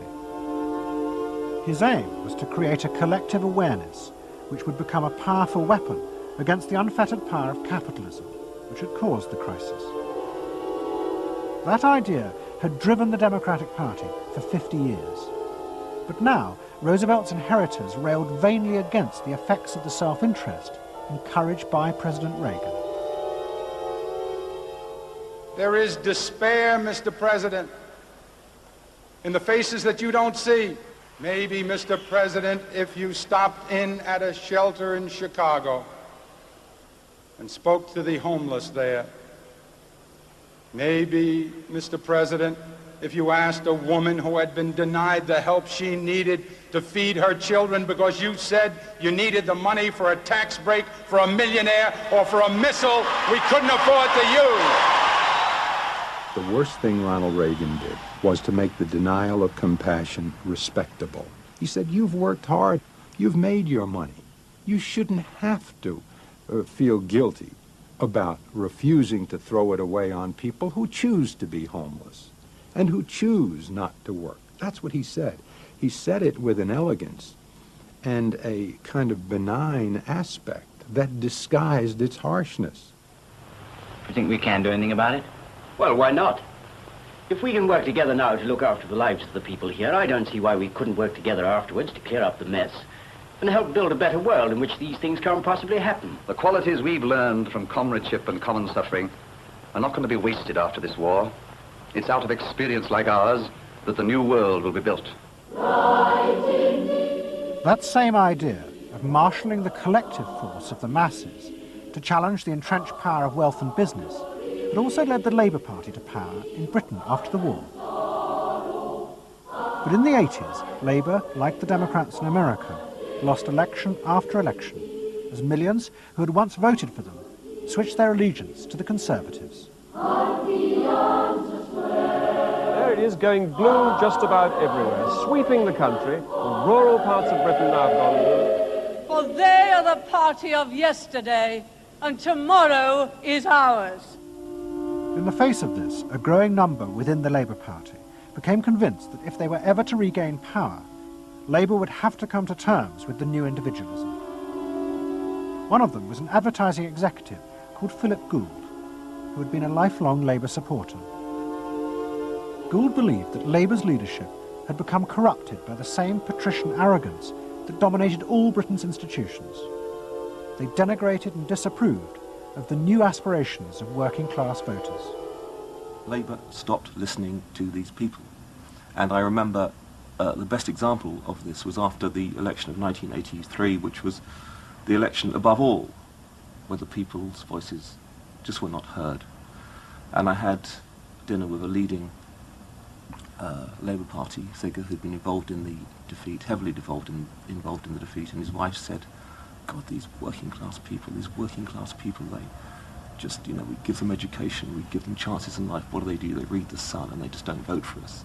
And there was such a gap between these people just trying to make lives for themselves, better lives for themselves, and the kind of elitism of the Labour Party that was just such a chasm that had to be filled. Gould became part of a small group of modernisers centred around Peter Mandelson.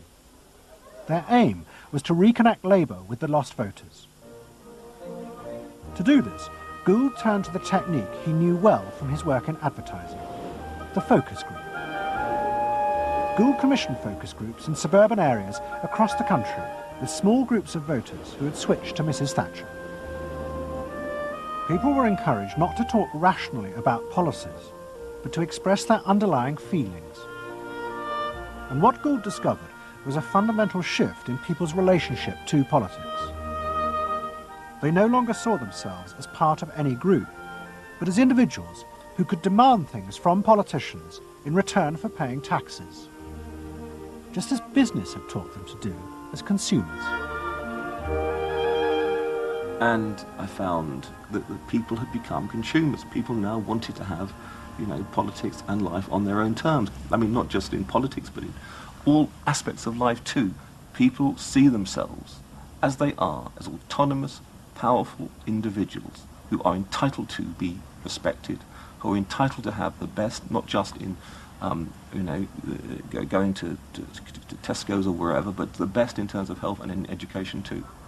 All this was about getting the Labour Party to understand that people really, really, really had changed, and the Labour Party had not, and unless the Labour Party changed, it would not win. Philip Gould now set out to try and persuade the Labour Party that they would have to make concessions to what he called the new aspirational classes, and he was going to face implacable opposition. In the run-up to the 1992 election, Gould argued that the only way to win was for Labour to promise not to put up taxes. But the Shadow Chancellor, John Smith, angrily refused. Labour would stick to its fundamental policies. They would fight the election with the promise of tax increases to create a fairer society. And as the campaign began, it seemed as if Philip Gould was wrong. The traditional polls consistently showed Labour ahead, despite the Conservative campaign message that a Labour government would put up taxes. Even the Conservatives' oldest allies in the press became convinced that by harping on about tax, the Conservatives were cutting their own throats. So the worry about the Tories must be that they're not, at the moment, conveying a sense of grip and being in control. And unless they can do better than that, I think they're going to lose. But the other thing is that they still say that they are going to go on and on with this one single message of tax. And I think, part of the difficulty this morning was that you had a whole lot of people who've been going to the same press conference for 7 days, had virtually the same message thrust at them, and are kind of getting bored and restless and hitting back on it. I think the media sense a big story coming in the Tories being defeated. And the Labour Party, too, was convinced it would win and finally return to power. It's now time to meet the men and women who will form the next government. Labour Chancellor of the Exchequer, John Smith. And now, it is time for the next Prime Minister, Neil Kinnock. Those running Labour's campaign believed that by modern presentation, they would attract back the voters, yet keep the old policies. But Philip Gould was convinced that Labour were going to lose. Through his focus groups, he knew that the very people who were telling the traditional pollsters they would vote Labour were in reality preparing to vote Conservative out of self-interest. But they were too embarrassed to admit it. And John Major also knew this, because his focus groups were telling him the same thing. What do you make of the poll which puts Labour 5 points ahead? Sir, I shouldn't worry about that. One to the Daily Mail, sir. Feel out in the streets that matters. It's feeling good on the streets, is it? It is feeling good on the streets, yes. It has been feeling surprisingly good on the streets for some time. Quite surprisingly, quite out of line with opinion polls. Don't ask me to explain it, but the feel's all right. Sir? Anyway, come on. No, lads, you must sit down. We're waiting to go. John Major's victory in 1992 was a disaster for the Labour Party. The small group of reformers centred around Peter Mandelson and Philip Gould were convinced that the only way for the party to survive was to change its basic policies. But their ideas were rejected by John Smith, who had now become leader. Philip Gould left Britain to go to work for the campaign to elect Bill Clinton president in America. The 1992 election, during it and afterwards, people felt under great strain and really did feel demoralised and dejected. And then to go from this to the Clinton campaign, it was an extraordinary experience, because here suddenly I found articulated many of the ideas that I'd had, but not fully myself been able to encapsulate or to articulate. If you want a president who will restore the middle class, reclaim the future for the middle class, and restore the American dream, vote for Bill Clinton in New Hampshire and send a signal to the country that we are coming together. What Gould discovered was that, like the Labour Party, the Democrats had also been doing focus groups with swing voters. The difference was that Bill Clinton had decided to tailor his policies to fit with these voters' desires. Above all, with their ferocious belief that they should only pay tax for things that benefited them, not for the welfare of others. I have no idea what percentage of my tax dollars go to welfare, but even if it's a minuscule percentage, you know, even if it's a quarter of a percent, you know, it's still too much for the people that are receiving these benefits that are basically non-productive. The Clinton team decided that to win, they had to promise tax cuts for these suburban voters. And they also used the focus groups throughout the campaign to check every appearance, speech and policy with them for their approval. What Clinton called the forgotten middle class became central figures in a new type of reactive politics.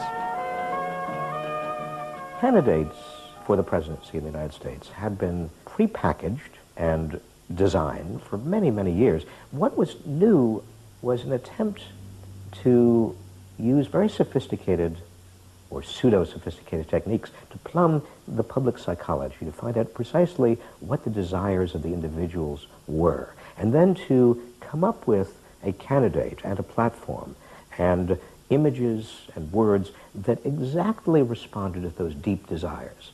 This was packaging at a new level. This was polling at an extreme. I'm not going to raise taxes on the middle class. And the middle class needs a break. Government is in the way. It's taking more of your money and giving you less in return. In the name of the hard-working Americans who make up our forgotten middle class, I proudly accept your nomination for President of the United States. Stay focused. Talk about things that matter to people. You know? It's the economy, stupid. Okay? But Clinton's campaign team, led by James Carville and George Stephanopoulos, did not believe that they were capitulating to the selfish desires of the middle classes. Tax cuts were the price they had to pay to regain power. But once in power, they would still fulfill traditional democratic policies and help the poor who had been neglected under Reagan, above all with the reform of healthcare. They would pay for the tax cuts by cutting defense spending and increasing taxes on the very rich. In this way, they believed they were forging a coalition of the new and the old voters, both of whom could be satisfied. Probably for the first time in a generation tomorrow, we're going to win. And that means that more people are going to have better jobs. People are going to pay a little less for health care, get better care. And more kids are going to go to better schools. So thanks.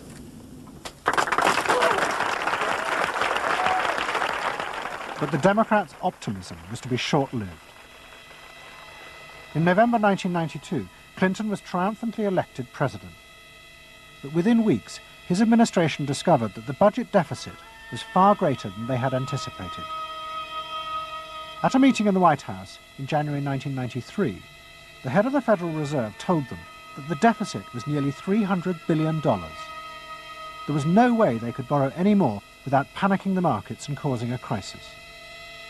The only way to pay for the proposed tax cuts would be to cut government spending, not just on defense, but on welfare. Clinton was faced with a choice between the old politics and the new, and he chose the old. The tax cuts were dropped, and he tried to inspire the country with the old democratic ideal of government spending to help the poor and disadvantaged. Tonight I want to talk with you about what government can do, because I believe government must do more. To put people to work now, to create 500,000 jobs.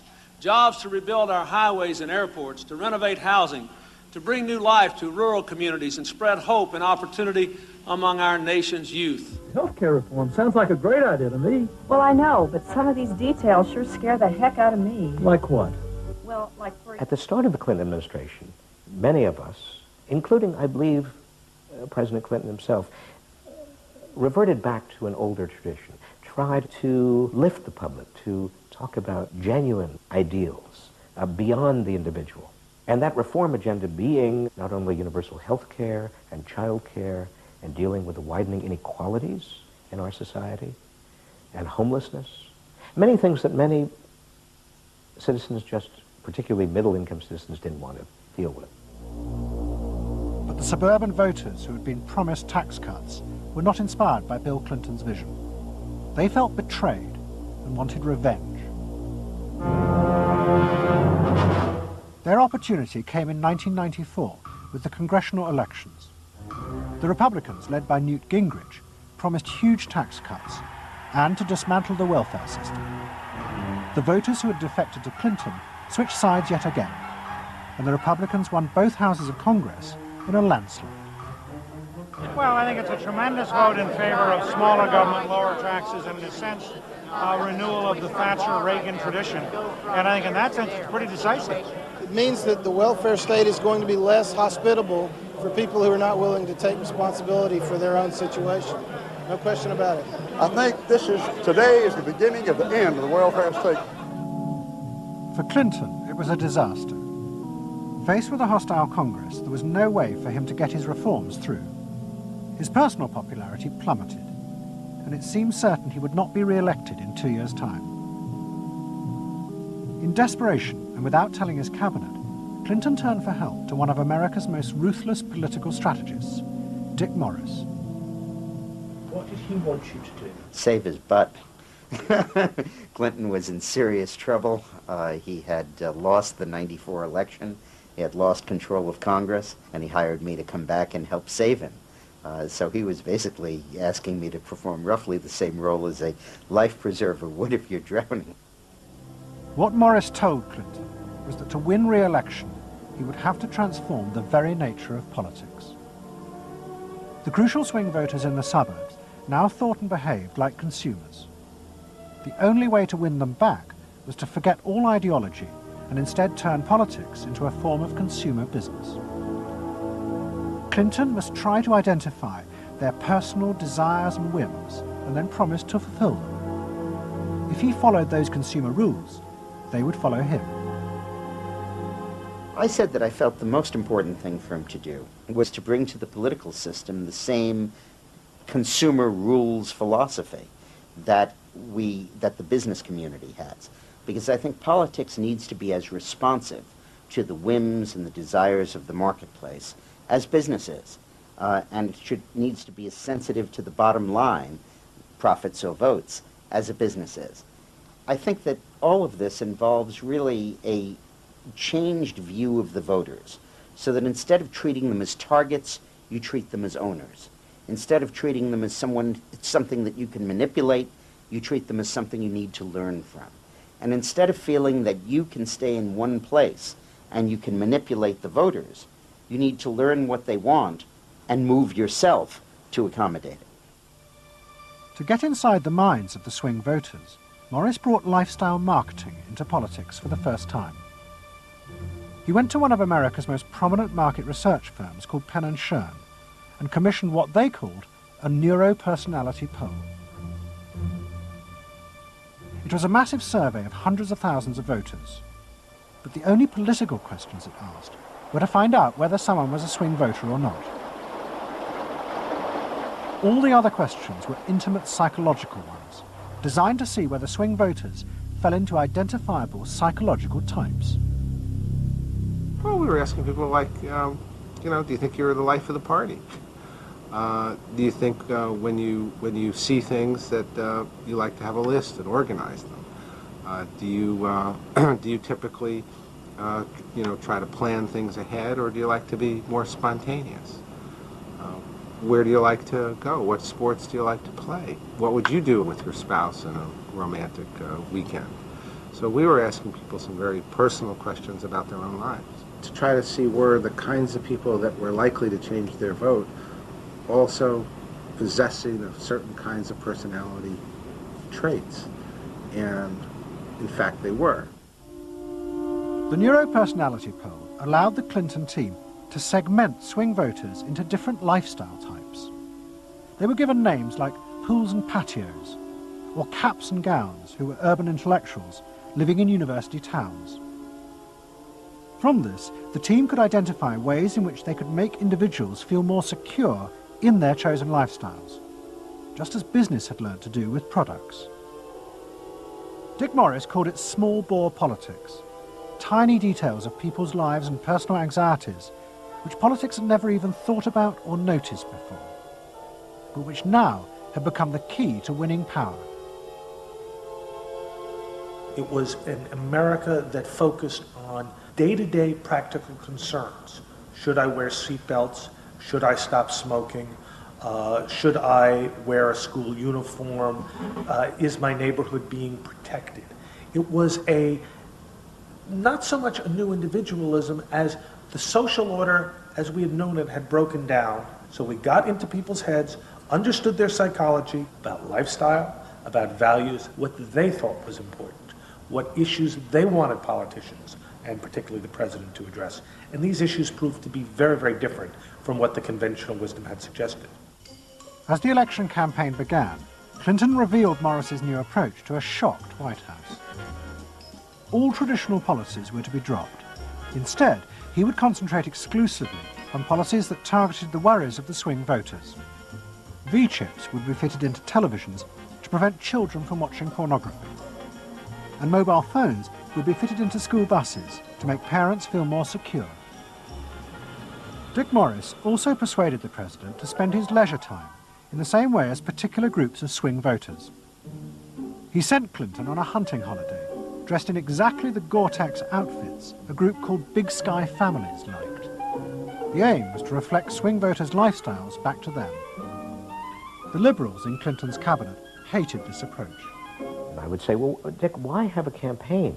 This was the 1996 campaign. If all the president is going to do is offer up these little bite-sized miniature initiatives that appeal to people's desires, like consumers, buying soap, V-chips that you could put in your televisions so you could make sure that your children did not have pornography, and school uniforms. Why talk about them? They're so mundane and they're so tiny. And he would say back, if we don't do this, we may not get reelected.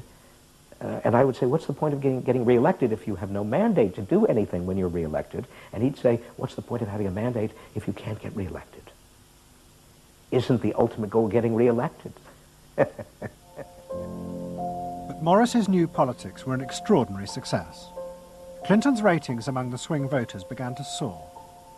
And Dick Morris, along with the marketeer Mark Penn, took effective charge of making White House policy.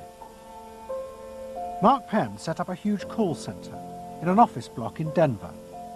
And every night, hundreds of telephone operators called swing voters in suburbs across the country to check with them every detail of policies that Clinton was proposing.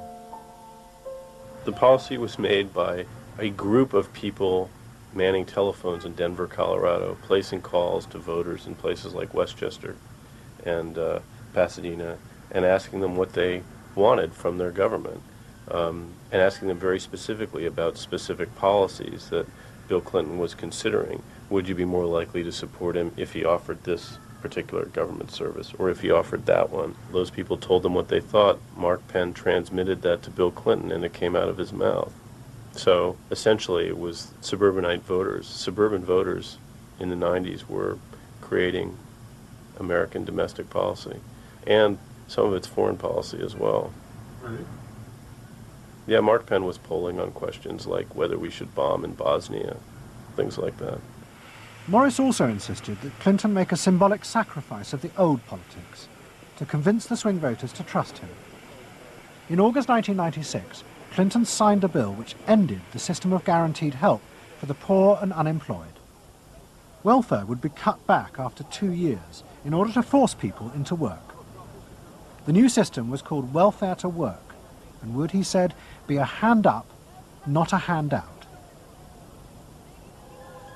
It was the effective end of the guaranteed welfare system created by President Roosevelt 60 years before. For many in Clinton's cabinet, it was also the end of the progressive political ideal that Roosevelt had represented. The belief that one used a position of leadership to persuade the voters to think and behave as social beings, not as self-interested individuals. Dick Morris and the pollsters had won. And by that I mean that the people who ultimately got to the president, shaped the president's mind, were those who viewed the voters as just a collection of individual desires that had to be catered to and pandered to. It suggests that democracy is nothing more, and should be nothing more, than pandering to these unthought about, very primitive desires. Primitive in the sense that they are not even necessarily conscious, just what people want in terms of satisfying themselves. And the same triumph of the politics of the self was about to happen in Britain too. In 1994, Tony Blair had become the leader of the Labour Party, and the reforming group centred around Peter Mandelson became all-powerful. Almost every night, Philip Gould ran focus groups with swing voters in the suburbs. But this time he was listened to, and the desires and the fears of the new aspirational classes became the central force shaping Labour Party policies. In that period, I was talking to people who used to vote Conservative and were considering voting Labour, and they wanted understood that they are financially pressed and that there are limits to the extent to which taxation can be improved. They think that crime is an issue that matters to them and should be respected. They want welfare to go to people who deserve welfare, not to people who do not. This was seen of by many in the Labour Party as selfish. I never saw that it was selfish. I believe that a dad or a mum doing their best for their family isn't selfish. They're just doing their best for their family, and that's what people do. A crackdown on those who make life hell in their local neighbourhoods through noise or disturbance. Law and order is a Labour issue today. Philosophy of campaigning is, let's concentrate on swing voters, let's focus group them to find out what they want and what will appeal to them, and let's just relentlessly push those themes in the election. Something is happening to you. After promising to put money in your pocket, the Conservatives are quietly taking it away. Philip Gould was crucial because he gave the raw material, if you like, for these politicians to do this kind of politics. In that when he came up with stuff, they'd follow it, pretty much without exception. Blair himself would pore over these sort of 12-page memos and say, well, this is what we must do. We want people to earn more, to consume the good things of life. We want people to pay lower taxes.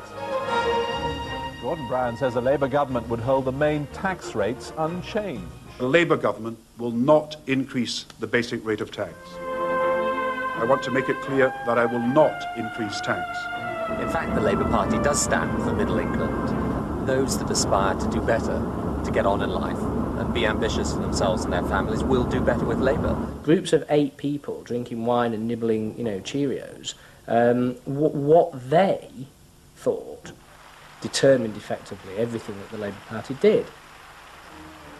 And although those running the campaign liked to portray the new approach as their invention, it was in fact copied from the Americans, even down to the phrases that the American marketeers had tested on their swing voters. Peter Mandelson and his team were in the United States watching what we did and copied almost verbatim our approach in their 1997 campaign. The benefit system should be about giving people a hand up, not just a handout. Mandelson's not a fool if he's anything. He saw something that worked, so why not do it? And I can remember reading their manifesto and saying to myself, they just took it lock, stock, and barrel. On one hand, you're proud, and on another hand, you're bitch. And as in America, Labour was forced to drop policies that would not directly benefit the swing voters, even if it meant sacrificing its fundamental principles. The commitment to public control of industry, which was enshrined as Clause 4 of the party constitution, was dropped. The aim of Clause 4 had been to use the collective power of the people to challenge the unfettered greed of business. But now, Tony Blair was faced with crucial voters who no longer saw themselves as exploited by the free market. They saw themselves as individual consumers who were fulfilled and given identity by what business delivered them. The new Clause 4 promised not to control the free market, but to let it flourish. Business is more powerful than government. It is quicker, it is more creative.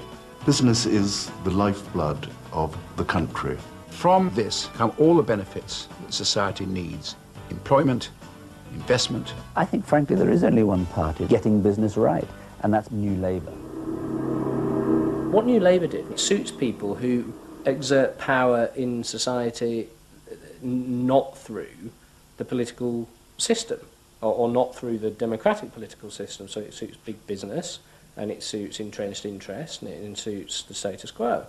You know, those three things, of course, just off the top of my head, being the things that the Labour Party is supposed to be, you know, a counterforce to. What that means is big business get to carry on exerting their power behind the scenes, getting their way, because there's no countervailing pressure. Countervailing pressure isn't going to come from, you know, 8 people sipping wine in Kettering.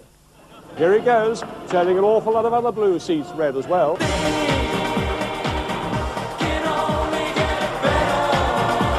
Very happy, very relieved, and very exhilarated.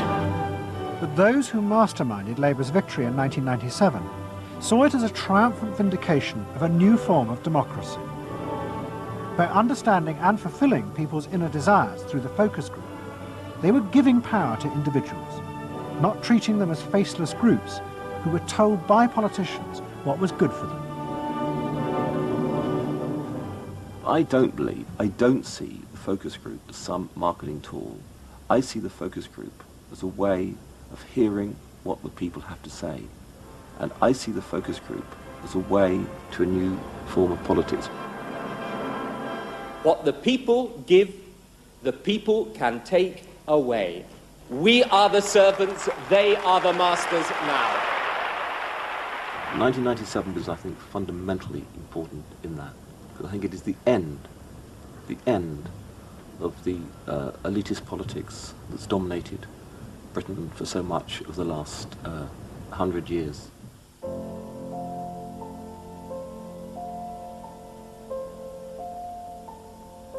In 1939, Edward Bernays, Sigmund Freud's nephew, created a vision of a future world in which the consumer was king. It was at the World's Fair in New York, and Bernays called it Democracity. It was one of the earliest and most dramatic portrayals of a consumerist democracy, a society in which the needs and desires of individuals were read and fulfilled by business and the free market.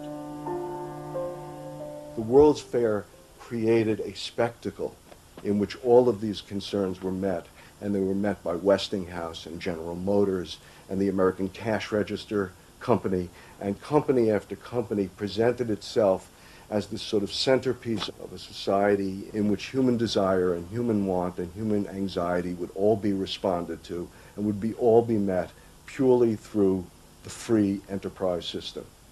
There was this sort of notion that the free market was something that was not guided by ideologies or by political power. It was something that simply was guided by the people's will. This was the model of democracy that both New Labour and the American Democrats had bought into in order to regain power. They had used techniques developed by business to read the desires of consumers, and they had accepted Bernays' claim that this was a better form of democracy. But in reality, the World's Fair had been an elaborate piece of propaganda designed by Bernays for his clients, the giant American corporations. Privately, Bernays did not believe that true democracy could ever work. He had been profoundly influenced in this by his uncle's theories of human nature. Freud believed that individuals were not driven by rational thought, but by primitive, unconscious desires and feelings. And Bernays believed that this meant it was too dangerous to let the masses ever have control over their own lives. And consumerism was a way of giving people the illusion of control, while allowing a responsible elite to continue managing society.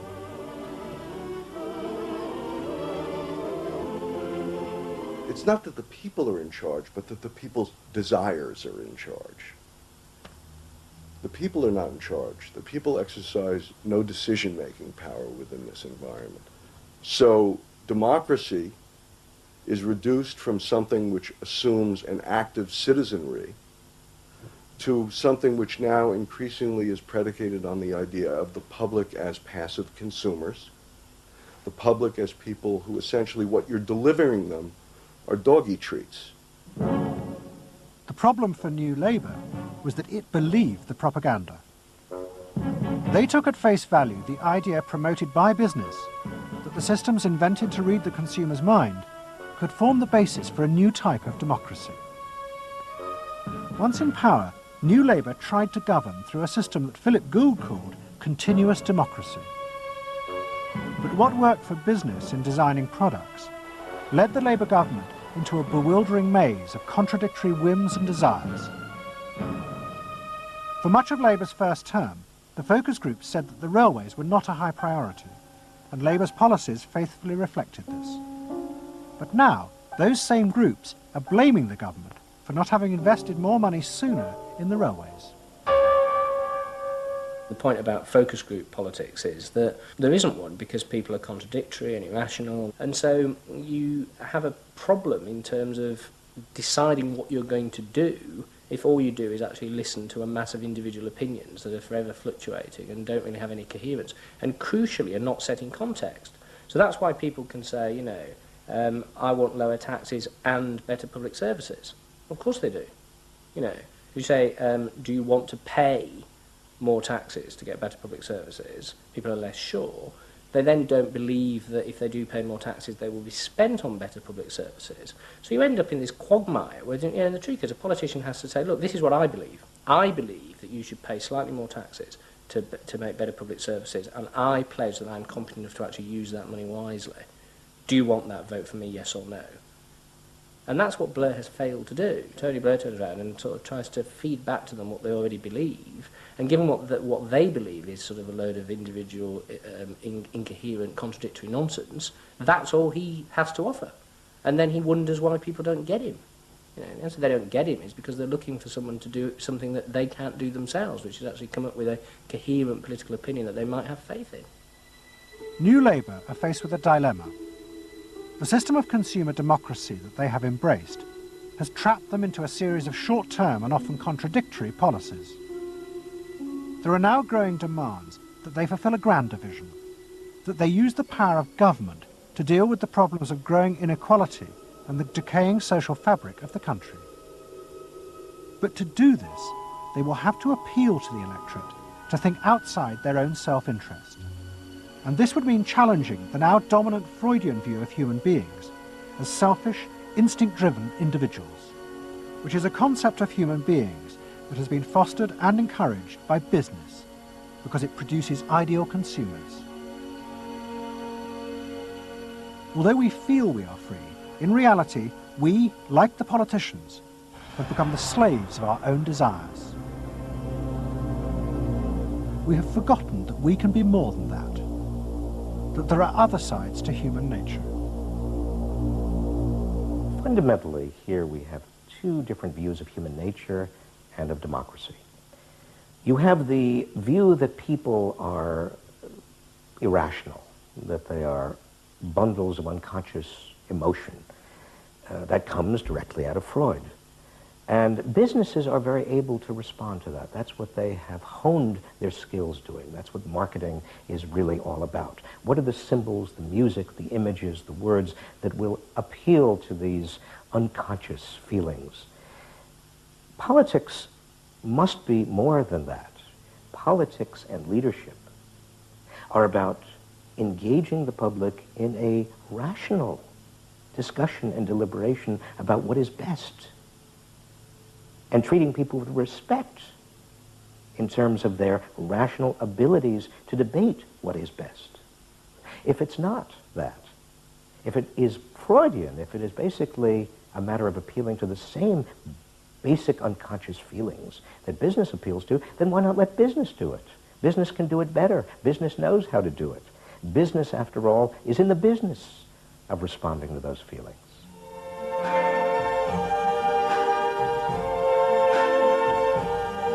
I see trees of green, red roses too. I see them bloom for me and you. And I think to myself, what a wonderful world. I think to myself,